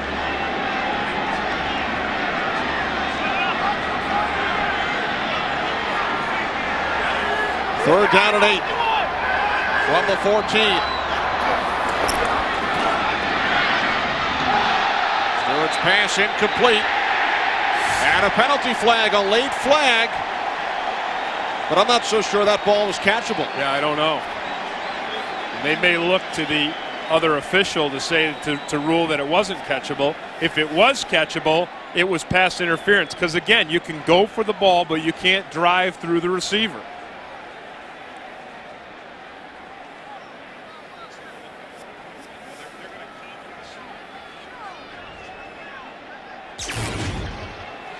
Just a slant pass, and again, going to Courtney Hawkins.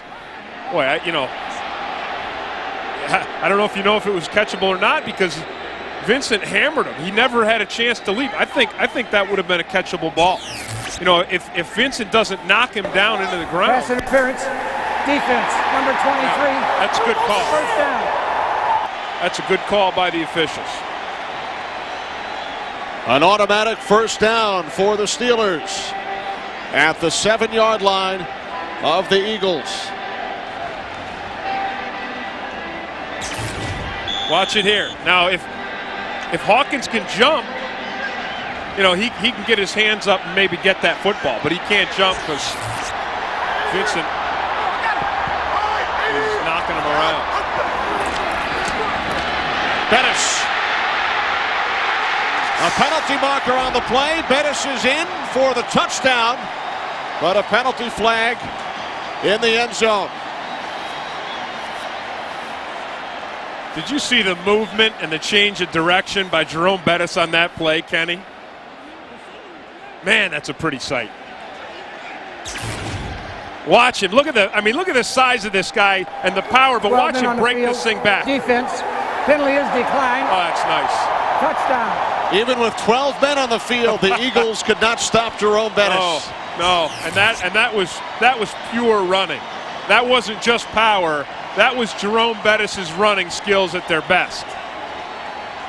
His 7th rushing touchdown, and he goes over the 100-yard mark for the 5th time this season.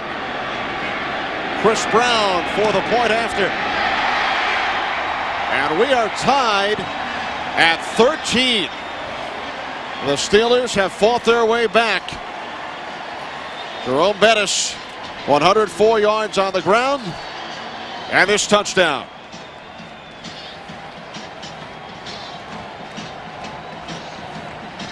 Kenny, all of a sudden the Steelers have got a bit of a passing game. Just a bit between Stewart and Hawkins, so it's opening up the running game. So I think you're going to see is Bettis is going to continue to get stronger and to be able to find holes in that defense because the Eagles are now for the first time being forced to respect the pass. Courtney Hawkins with 4 receptions in today's game. He came in with only 1 all season, and he has become the go-to receiver. Jerome Bettis, this is rushing yards, not total yards in the game, but rushing yards. Bettis with 104, the Eagles only 31. And 14 of those 31 have come from Donovan McNabb. McNabb, the Eagles' leading rusher. There we go, rushing yards.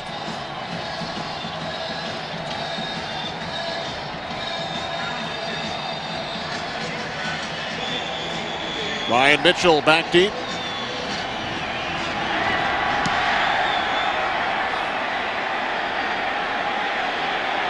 Here's Mitchell from the 2-yard line. Out to the 21. Jason Simmons with the special team stop. The sellout crowd on their feet here at Three Rivers.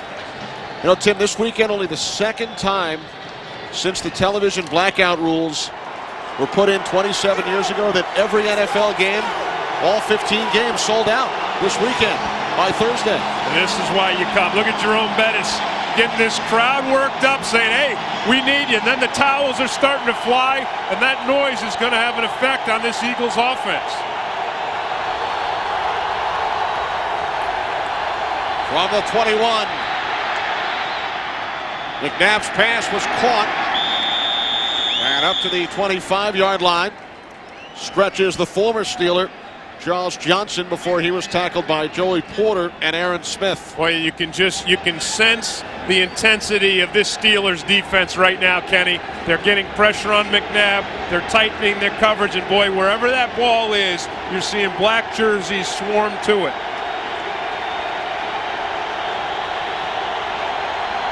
Second and 7. And McNabb is taken down by Aaron Smith. His 4th sack of the season. Steelers come with the blitz, and Aaron Smith is unaccounted for. Watch Smith. He's right here. He's going to run right through that offensive line, and McNabb has no protection whatsoever.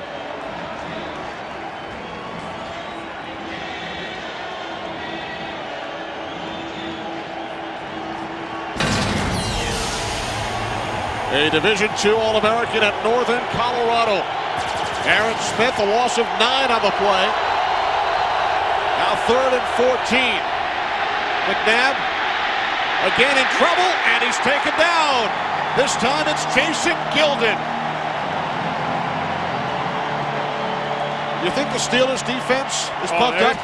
Do you think this crowd is pumped up? You know, I'm standing here and I can feel it. I feel like, you know, I can feel, you feel the energy. Everybody's pumped up. They go with the coverage. Only a 3-man rush. So Donovan McNabb has nowhere to throw the football, and Jason Gildon runs him down from behind. Poteet awaiting Landetta's 7th punt. He takes it at the 39.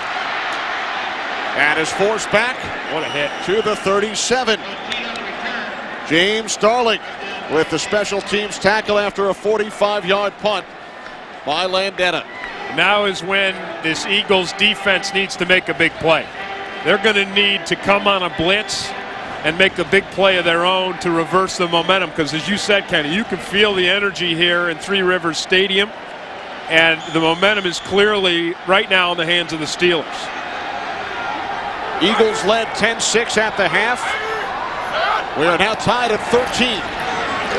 From the 37, Stewart has the ball knocked loose. Penalty marker is down.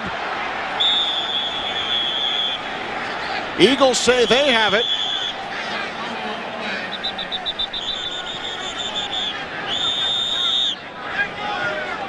Ball is underneath the pile. The penalty marker is down as well. It may be holding against the Steelers offensive line. Corey Simon was the guy that came in and stripped that ball right out of Cordell Stewart's hand. Kenny, it's just what I was talking about. Eagles defense needed to come up with a big play.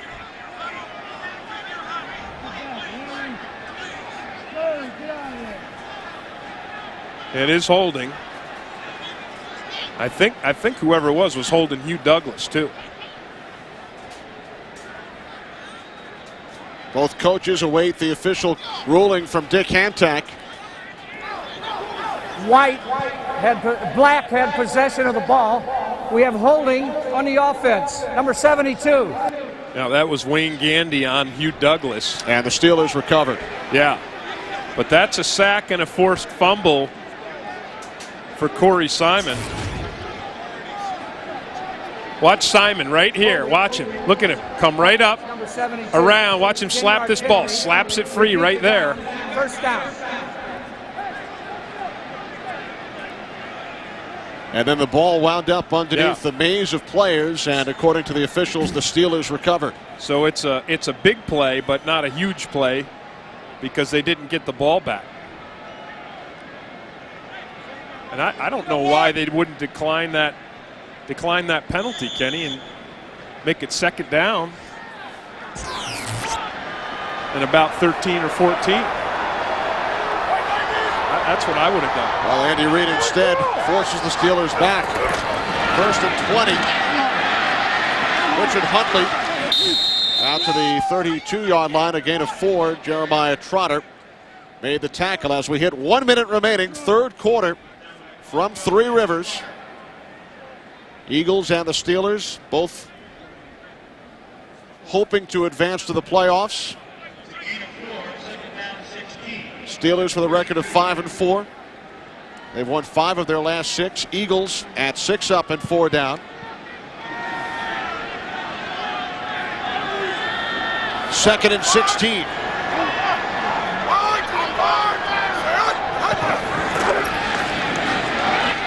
Stewart to Bettis. Oh, he's cut down nicely by Tim Houck. Hey, that is an excellent play by Houck. They call Houck the missile. He was on target right there. I'll tell you, you talk to Tim Houck, and you look at him for the game, you wonder, how could this guy be in the National Football League? He's skinny and he's old, but look at that. I mean, look at that. That's beautiful. He reads it perfectly. He's lasted 11 seasons in the NFL as the third quarter comes to an end. Eagles 13, Steelers 13 as we head to quarter number 4. Here in Pittsburgh, Kenny Albert along with Tim Green. What do you look for in this fourth quarter? Well, I mean, the momentum was the Steelers, and I said the Eagles defense needed to come up with some big plays, and right now they're in the midst of that. 3rd and 20 for Cordell Stewart, courtesy of a holding penalty and a beautiful defensive play by Tim Houck. 3 wide receivers. Now 3rd and 20, movement on the line.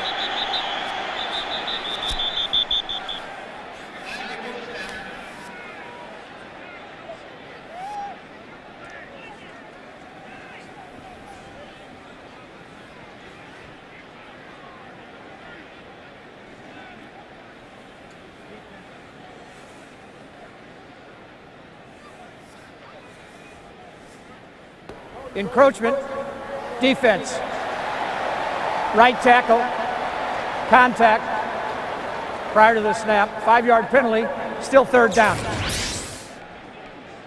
Right in here. Brandon Whiting. Yep, Whiting.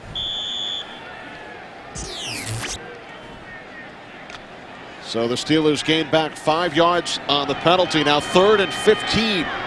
First play of the fourth quarter in a tie game. Stewart looks downfield, gets the pass away. It's caught by Troy Edwards, but he is stopped well shy of the first down marker by Jeremiah Trotter. A gain of 6, so the punt team comes out once again for the 7th time. But that was nice defense by the Eagles secondary, and that's just what you want to do. If they're going to complete the pass, you let them complete it in front of you and make the tackle. And all of a sudden, the Eagles defense did everything they had to do to slow down the momentum that really belonged to Pittsburgh. And you can feel the energy has started to sag in this place as well. It's been a busy afternoon for the return man. Here's Brian Mitchell, took it at the 21. And is upended at the 23-yard line. Back in Pittsburgh, tied at 13, a homecoming of sorts for the Eagles. Director of Football Operations, Tom Odrak, who spent 20 years in the Steelers front office. And only the second running play of the second half for the Eagles as Darnell Autry gains 1 on first down. Well, one thing about this Steelers defense, and all of a sudden, again, can you feel it's like somebody hit the switch in the crowd here? Because everyone is excited again, and you can feel the energy. They have had 7 3-and-outs. 7 3-and-out series against this Eagles offense. Only 4 times have the Eagles taken it more than 3 plays.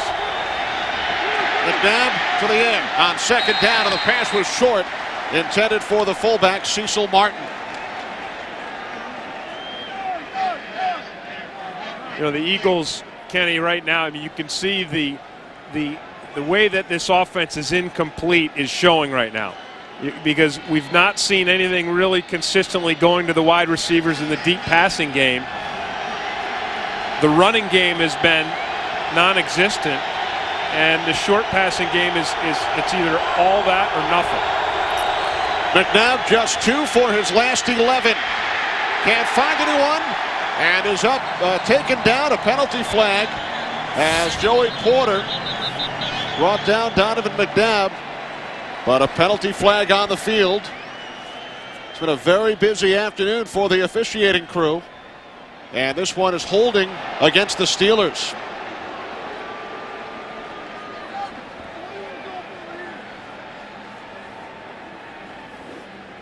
Well, that's been the best thing for the Eagles all day, really. I mean, they to this point, they've got Pittsburgh has 9 penalties for 93 yards. This will add to that. Coming into the game, Steelers had averaged only 5 penalties per game, second fewest in the NFL. Almost half of the first downs Holding. Eagles have had come by penalty. Defense, number 67, 5-yard penalty, first down.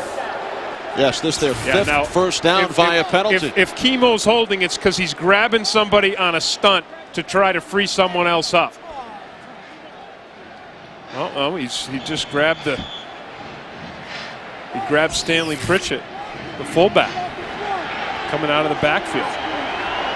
So he took away Donovan McNabb's dump-off pass. The 10th Steelers penalty today, and an automatic first down from the 30. McNabb dumps it off, and good coverage on the play by the linebacker Earl Holmes. Remember I said earlier, Kenny, that the Steelers' defense has got to clamp down on those underneath passes because, again, Donovan McNabb looks downfield. He wants to throw downfield, but there's nothing there. And then when he goes to throw the short pass, Earl Holmes is clamped right down on Autry.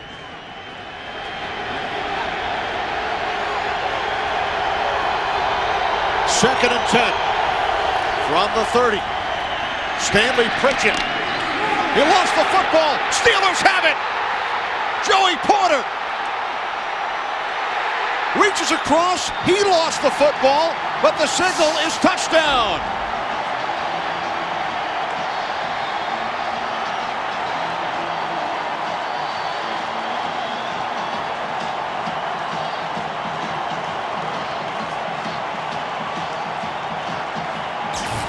Kenny, Levon Kirkland, the biggest linebacker in the business, drives right through Pritchett. Watch him, 99 there.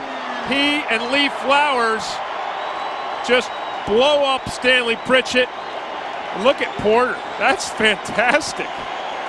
That is a fantastic effort.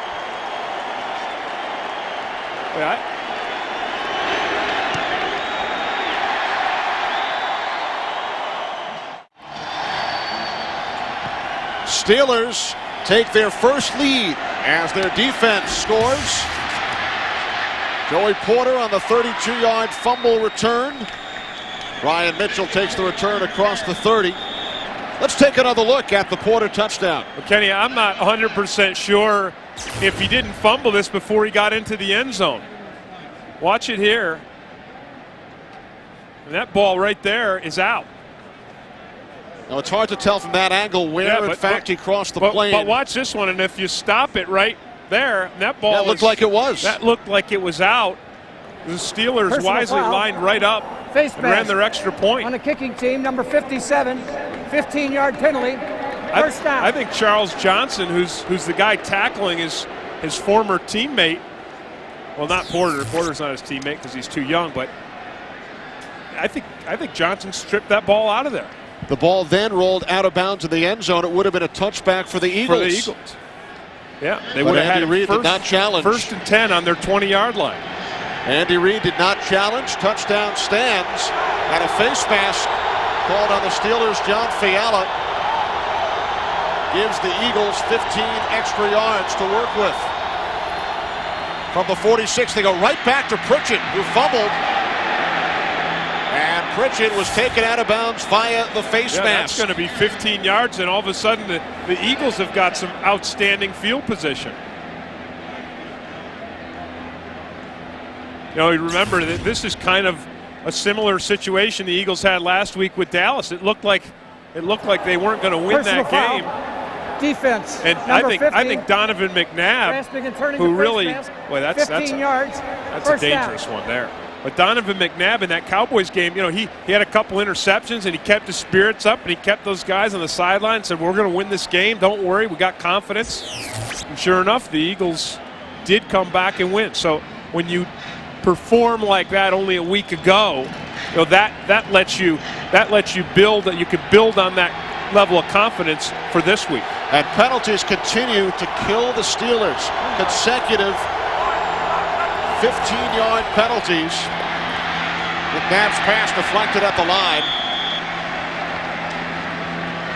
Consecutive personal fouls giving the Eagles 30 yards. Steelers today 12 penalties, Tim, 128 yards. Well, I mean, the Eagles' total offense has only had 136 yards. So they've gained nearly as many yards via penalties. On 2nd and 10, it's Pritchett once again.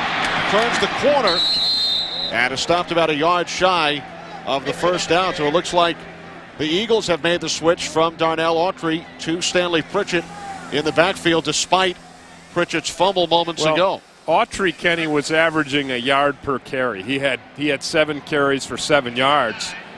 And Pritchett has been much better than that throughout the season as well. I mean, coming into this game, Pritchett was averaging over 4 yards a carry. There's Autry on the sidelines. 3rd and 1. McNabb pump fakes, throws, and it's caught. It was bobbled and caught by the fullbacks, by Stanley Pritchett. How many heart attacks did they just have in the Philadelphia area? Right? I mean, this is again, it's 3rd and short. And instead of running the ball, the West Coast offense, they go to the pass. They go to the short pass. Let's see, there's one off the helmet. Right off his helmet again. And he pulled it in. Yeah. That wasn't quite as fortuitous as Antonio Freeman's catch, but it was a lucky bounce. And a big first down for the Eagles, who now trail by a touchdown. They led this game 10-0. McNabb to the outside short. Intended for Torrance Small.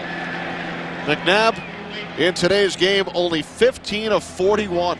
Yeah, and that pass right there was just a bad pass by Donovan McNabb.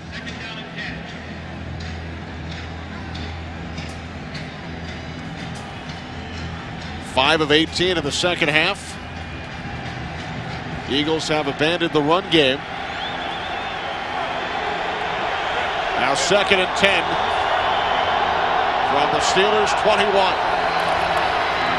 McNabb takes off. Down to the 11-yard line. McNabb gains 9 on the play. Stopped about a yard shy of the first down marker. Yeah, that's a good play for them. You know, you always talk about Donovan McNabb and developing in this West Coast offense. And I think part of the reason, you know, as he talked to Terry Bradshaw on the pregame show, he wants to show people that he's smart enough to run this offense. But I got to tell you, his legs are just as dangerous as his arm. Officially 3rd and 2. McNabb to Autry. And he is stopped. Stopped a yard shy of the first down marker by Levon Kirkland and Brent Alexander. Penalty marker. It's against the Eagles.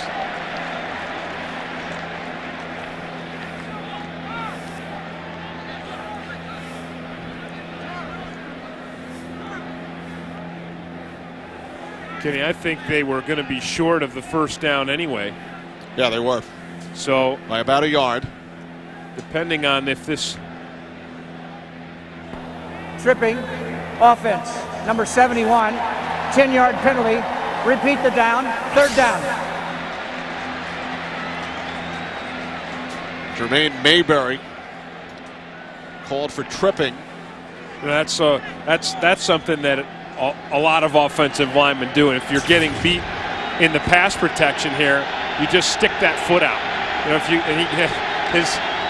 Earl Holmes got past him and he just stuck that left leg out there and kicked Earl Holmes right in the shin to bring him down.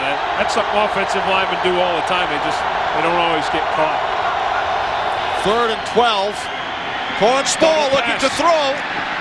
Nobody open, and Small was tackled. Boy, I thought Chad Lewis was open.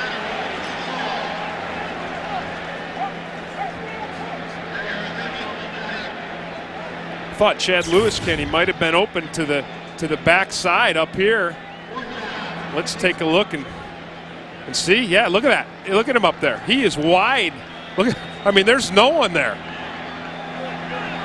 The popcorn vendor was closer to Lewis than any Steelers defender. And now David Akers to attempt a 38-yard field goal. Off the left upright, no good.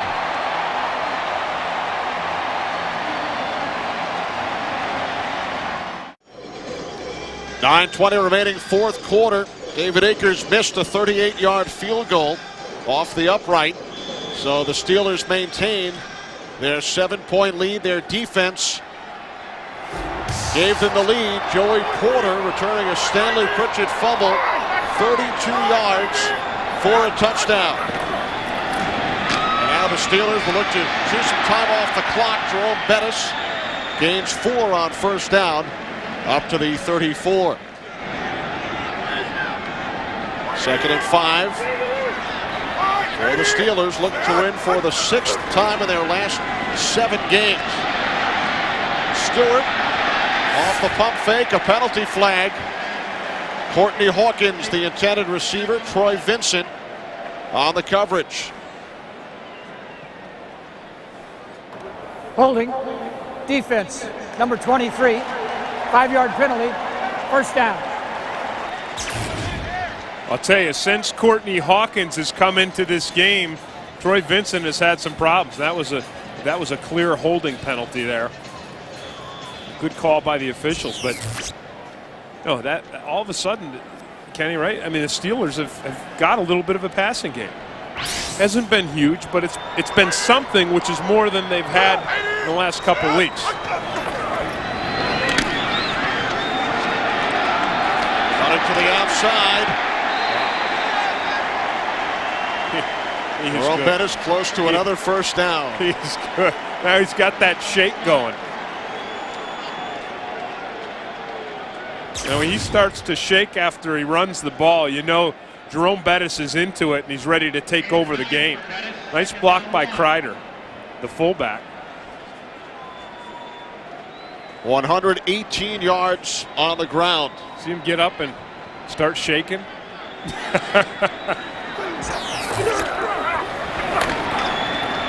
Bettis looks to go up the middle and is stopped short. So it will be 3rd and 1. Tim Houck. Boy, that was Houck again. I mean, Houck shook the bus that time.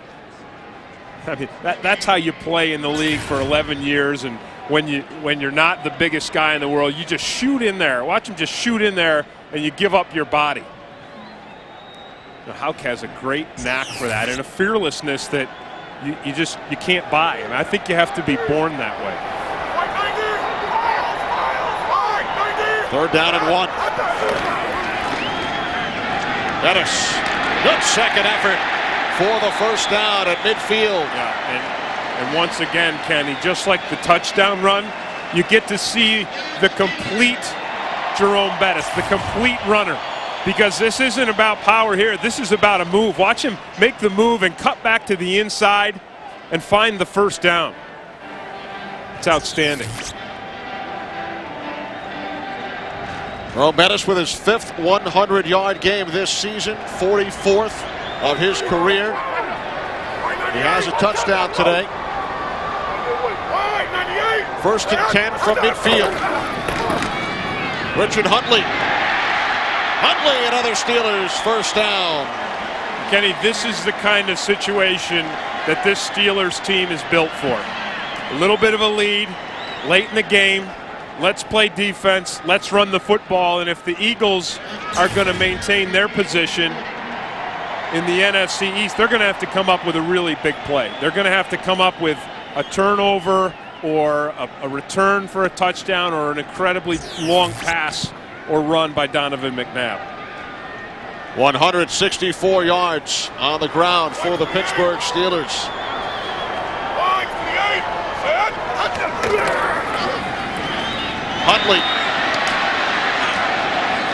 Huntley gains 3 more yards. The Steelers defense, Tim, finally allowed a touchdown for the first time after 21 consecutive quarters without allowing one. Yeah. But then they scored a touchdown here in the fourth quarter. Right. So they kind of knocked it out. And they're going to be bitter about that touchdown because, again, Chad Scott was called for a pass interference penalty down near the goal line that I didn't think it was pass interference. And normally when you speak to defensive players, they talk about matchups with the offense, but defensive players on both sides said basically in this game today, we're going against their defense. 2 strong defensive units and a 1-touchdown lead for the Steelers. Bettis, another big hole down to the 22 of the Eagles, a gain of 14 yards.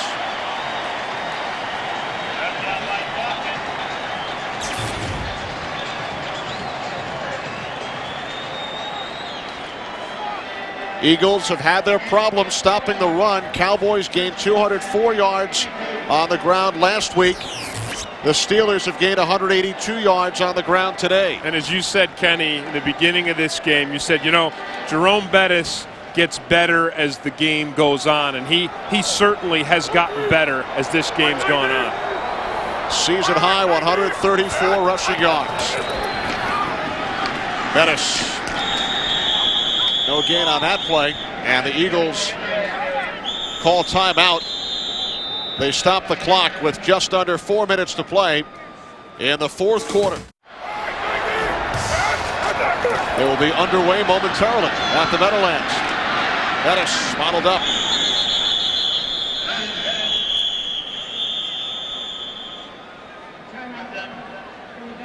Eagles call another timeout, their second.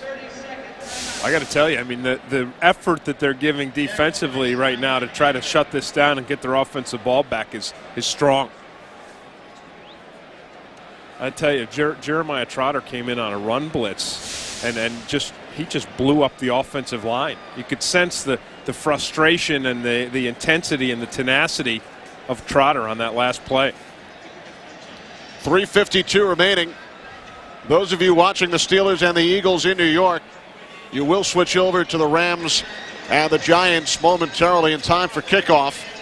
Steelers leading the Eagles 20-13 with 3:52 to go. Kenny, watch this. Watch Trotter right here. Look at that. I mean, he just comes right up under Duffy and blows up the offensive line. Trotter's played a strong game today. 11 tackles. Third down and 11. Steelers keep it on the ground, and Bettis is stopped after a short gain.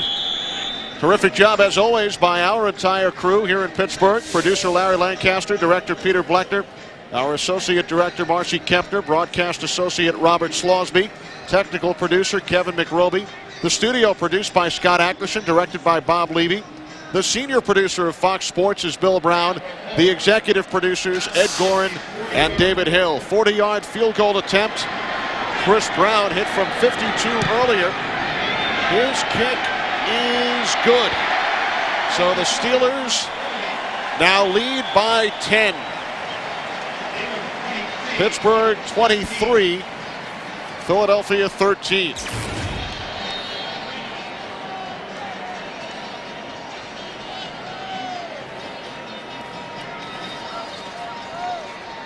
Eagles led 10-0 in the first half, but Bill Cowher's Steelers have scored 23 of the last 26 points in the game.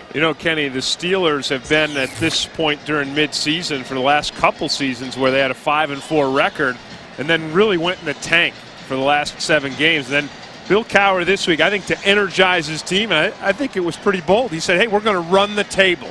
We're going to win the last 7 games. That's what we should do. That should be our goal. And look at this here. I mean, they started out 5-3. Excuse me, I said 5-4. 5-3 in the last 2 years, and they started out that this year. Then they lost last week to Tennessee, and instead of getting something like this, Cowher said, no, we will run the table. Steelers lost their first 3 games this year. They won their next 5. Lost to the Titans last week, 9-7. And lead this one 23-13. Short kickoff by Brown. Taken back across the 40 by Brian Mitchell out to the 44. A 24-yard return to Shea Townsend made the stop. Crunching the numbers for us today, Eric Merlis, Barry Hockhauser, Mark Cole, and Eric Norton. And we would also like to send out special thanks to Dave Bernstein, Bill Murillo, Jake Clark, Mike Adress, and Gene Matthews from Three Rivers Stadium, with the Steelers leading by 10. Donovan McNabb only 15 for 41 in today's game.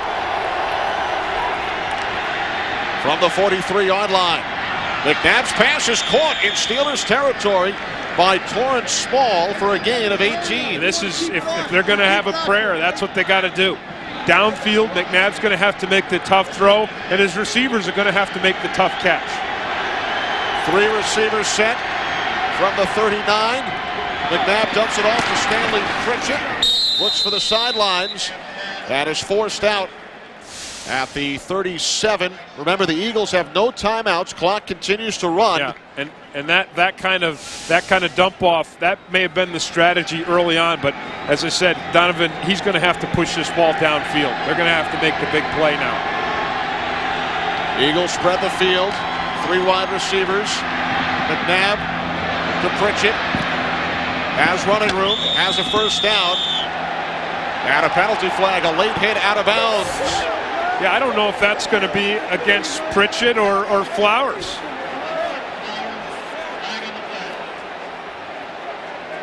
From way up here where we are, it looked to me like Pritchett hit Flowers.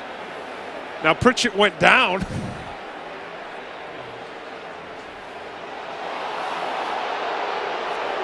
The player had stepped out of bounds on the 26-yard line. Personal foul, unnecessary roughness, number 41, 15 yards, first down. Here it is. Why? I don't know.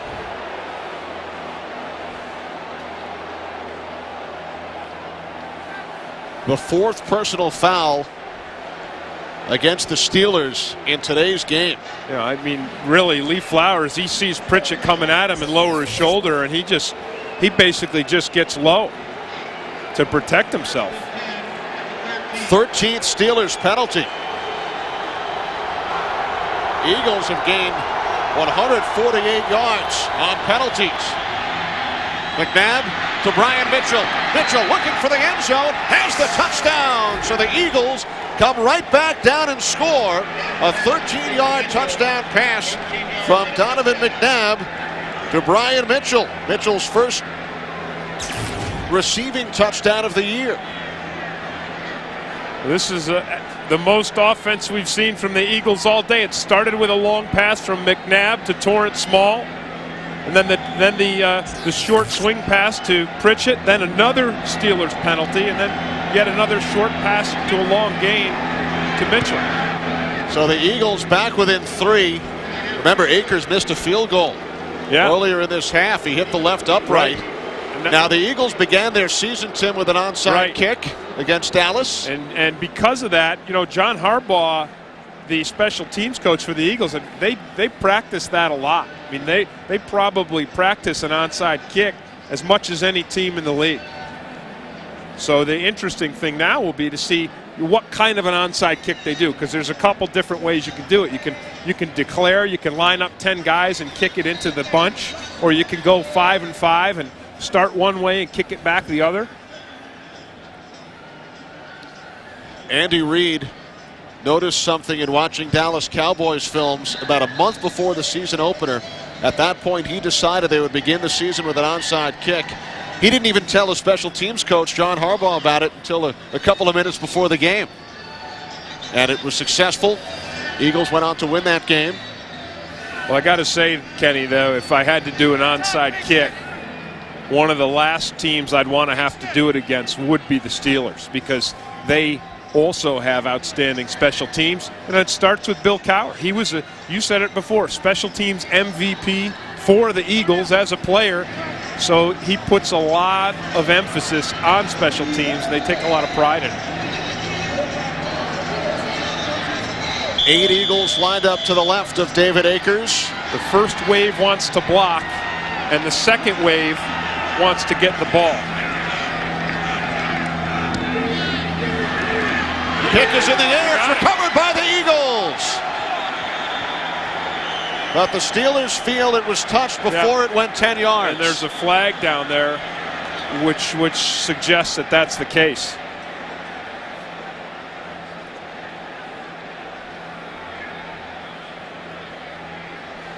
But we don't know. Steelers arguing that Gerard Cherry touched it before it traveled 10 yards to the 40. Touching. The ball was touched by the kicking team prior to it going 10 yards. 5-yard penalty. Re-kick. At least they get another shot at it if you are an Eagles fan.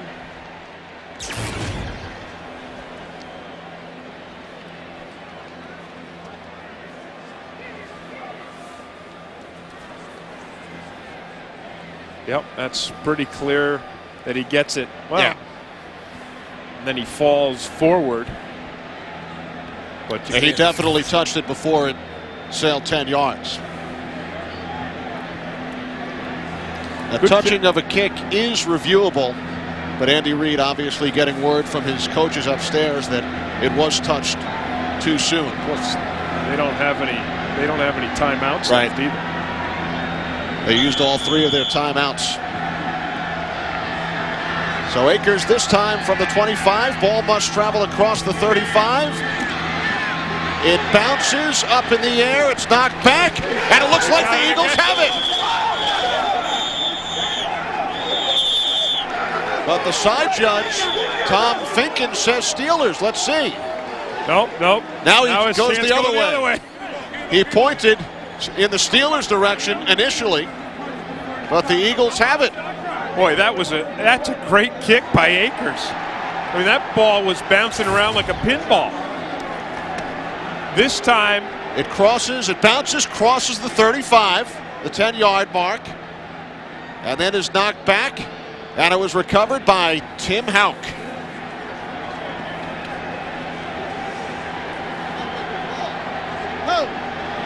Well, Kenny, the Steelers defense, they like to be in these pressure situations.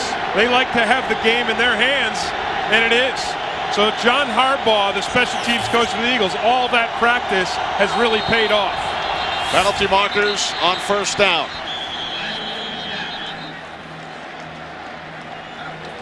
Do you think we can get through a series without another flag? Offense. Number 89, 5-yard penalty. Still first down. Chad Lewis, the 22nd penalty in today's game. Take a look again at that onside kick.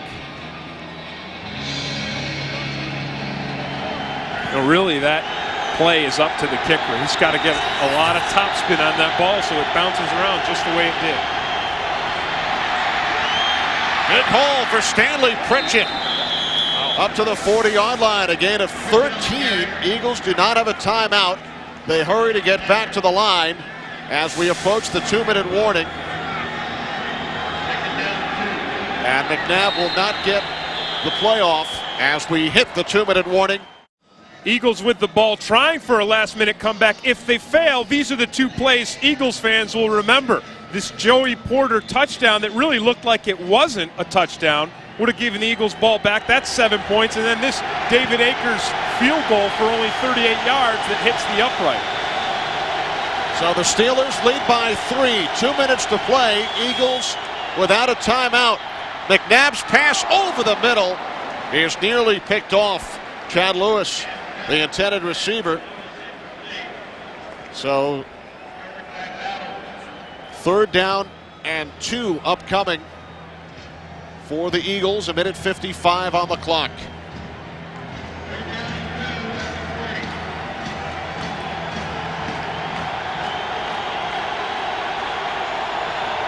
Four wide receivers set. McNabb dumps it off to Pritchett. And Stanley Pritchett picks up the first down, a gain of 5. So the Eagles move the chains.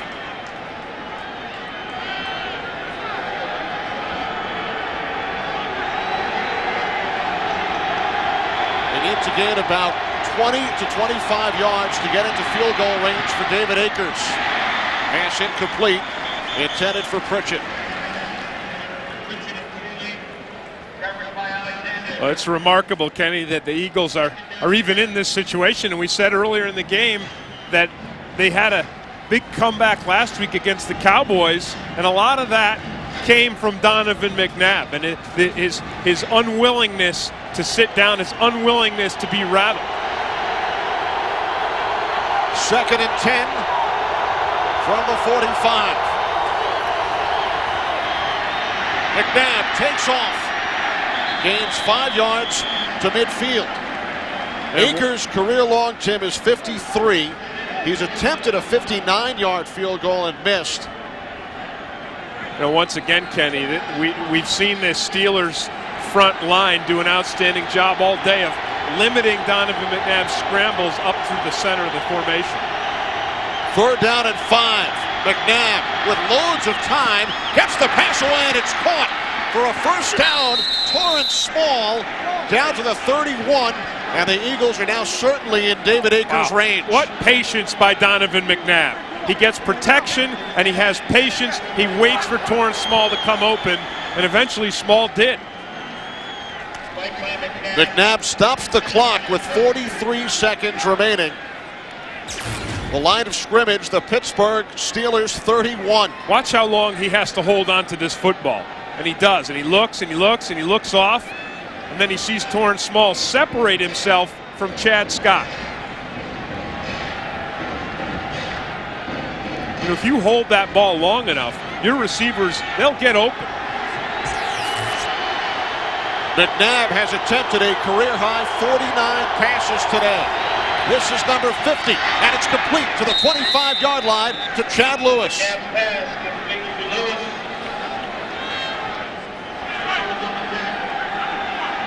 Down to 30 seconds remaining. 3rd down and 4. McNabb to Brian Mitchell. Stopped shy of the They got first to down get the marker. field goal team out there. Field goal unit on the field. Now 10 seconds. This will be approximately a 42-yard attempt to send the game into overtime. Akers' kick is good. Whoa! Wow! What a comeback! Look at Andy Reid. As time ran out in regulation, David Akers hit from 42 yards out, and we go to overtime. You want to talk about a pressure kick? No time on the clock. The ball is snapped. Akers didn't even get to set up. This is more like a kick in a soccer game. Little redemption for David Akers, who missed a 38-yarder earlier when it hit the uprights. Last week against Dallas, he tied the game late. He won the game in overtime. Eagles trailed by 10 with 3:42 to play. I got to tell you, you've got to credit John Harbaugh, the special teams coach for the Eagles, for 2 things. 1, they were able to get the onside kick, and 2, they were able to, that extra point team had enough discipline and enough calm to get themselves out on the field with the clock running down, set up, and make it. Handled in the press box by the instant replay assistant. Philadelphia, your choice. This is heads. This is tails. Heads. Heads is the call. It is heads. You will take the ball. Eagles win the toss. Remember, they've won only 2 coin tosses at the start of games. They win the toss in overtime and will play their second consecutive overtime. They beat Dallas last week. Donovan McNabb and the Philadelphia Eagles have come back from a 10-point deficit in the final 3.5 minutes of the game. They recovered the onside kick, and we go to overtime. I'll tell you, this has been just an incredible display of calm and composure by McNabb. And then watch these guys work. Watch the Eagles field goal team get themselves out there. Everyone's set up. Look at the discipline. They snap it. Akers lines up, boots it through. I mean, that's impressive. And as lackluster as McNabb and the offense were for almost the entire game, is as exciting, as efficient, and effective as they've been in the last 2 drives to close the gap and tie this game. Brian Mitchell scored the touchdown, which pulled the Eagles to within 3 points before Akers tied it. Eagles have won the toss. They will play 15 minutes. First team to score wins. 2 timeouts per team. And replay is handled up in the booth. Coaches cannot challenge in overtime. 23 apiece. It's the 75th game between these clubs, the first to go to overtime. Brian Mitchell across the 35, so good field position for the Eagles. And now I think what the Eagles want to do, Ken, is they want to look and say, okay, how did we get here?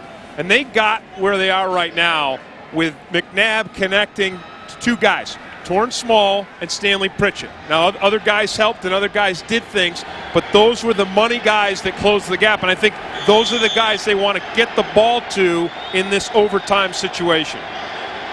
They will start from the 37. Eagles won the coin toss last week in overtime against Dallas. McNabb was picked off, but then the Eagles forced a turnover. Pritchett tripped and then gets back up and is stopped by Jason Gilden.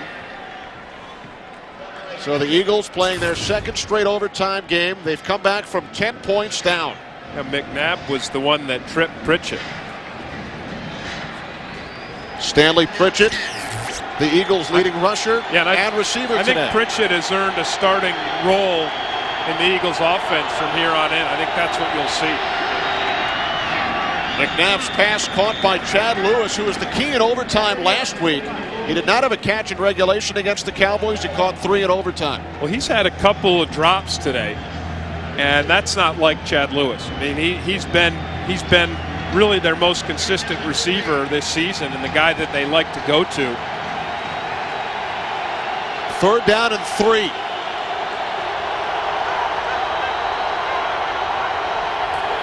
Eagles need to get to the 47, and they do, as it's the former Steeler, Charles Johnson, who makes the catch on 3rd down, a gain of 5 yards. Yeah, I tell you, Kenny, the other thing that's going on here, watch this Eagles line. Look at the pocket they give McNabb. Here comes the blitz. Here comes Brent Alexander. Here comes Earl Holmes, the linebackers, the safeties. But they give McNabb the time he needs to make that critical pass.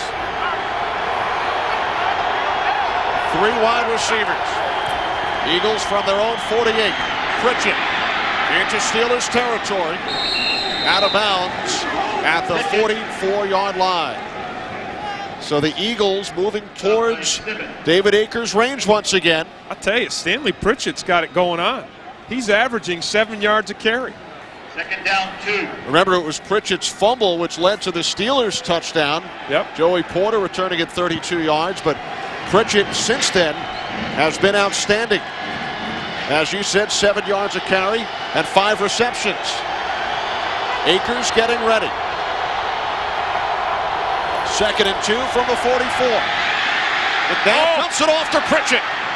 Inside the 30. Amazing composure by McNabb again.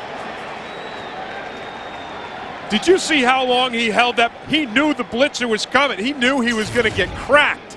Watch the pressure come from McNabb's right. He saw it. He saw it coming, and he just held it long enough to dump that ball off to Pritchett.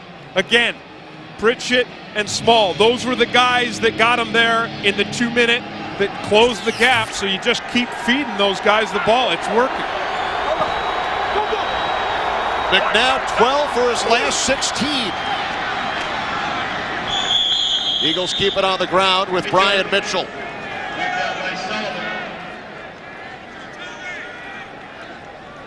McNabb for the game, Tim, 26 of 55 through the air. Wow. 12 for his last 16 down the stretch. And that's it. That's really what it has come down to for McNabb. Is as disjointed as their passing game was all day, the bottom line, 12 out of the last 16. 10 points, overtime, and in position here again to score. Down to the 23-yard line. A gain of 5 for Brian Mitchell. Here comes David Akers. This is for the win. A 42-yard attempt. And Akers' kick is good. The Eagles have won in overtime for the second consecutive week. A 13-point comeback. They trailed by 10 in the closing minutes. The special teams come through. They recover the onside kick, hit the game-tying field goal at the end of regulation, and the game winner in overtime. Well, I tell you, this was not a pretty way to win for the Philadelphia Eagles until these last few minutes of this game, where they looked like a different team. They looked like a different team running the ball with Stanley Pritchett.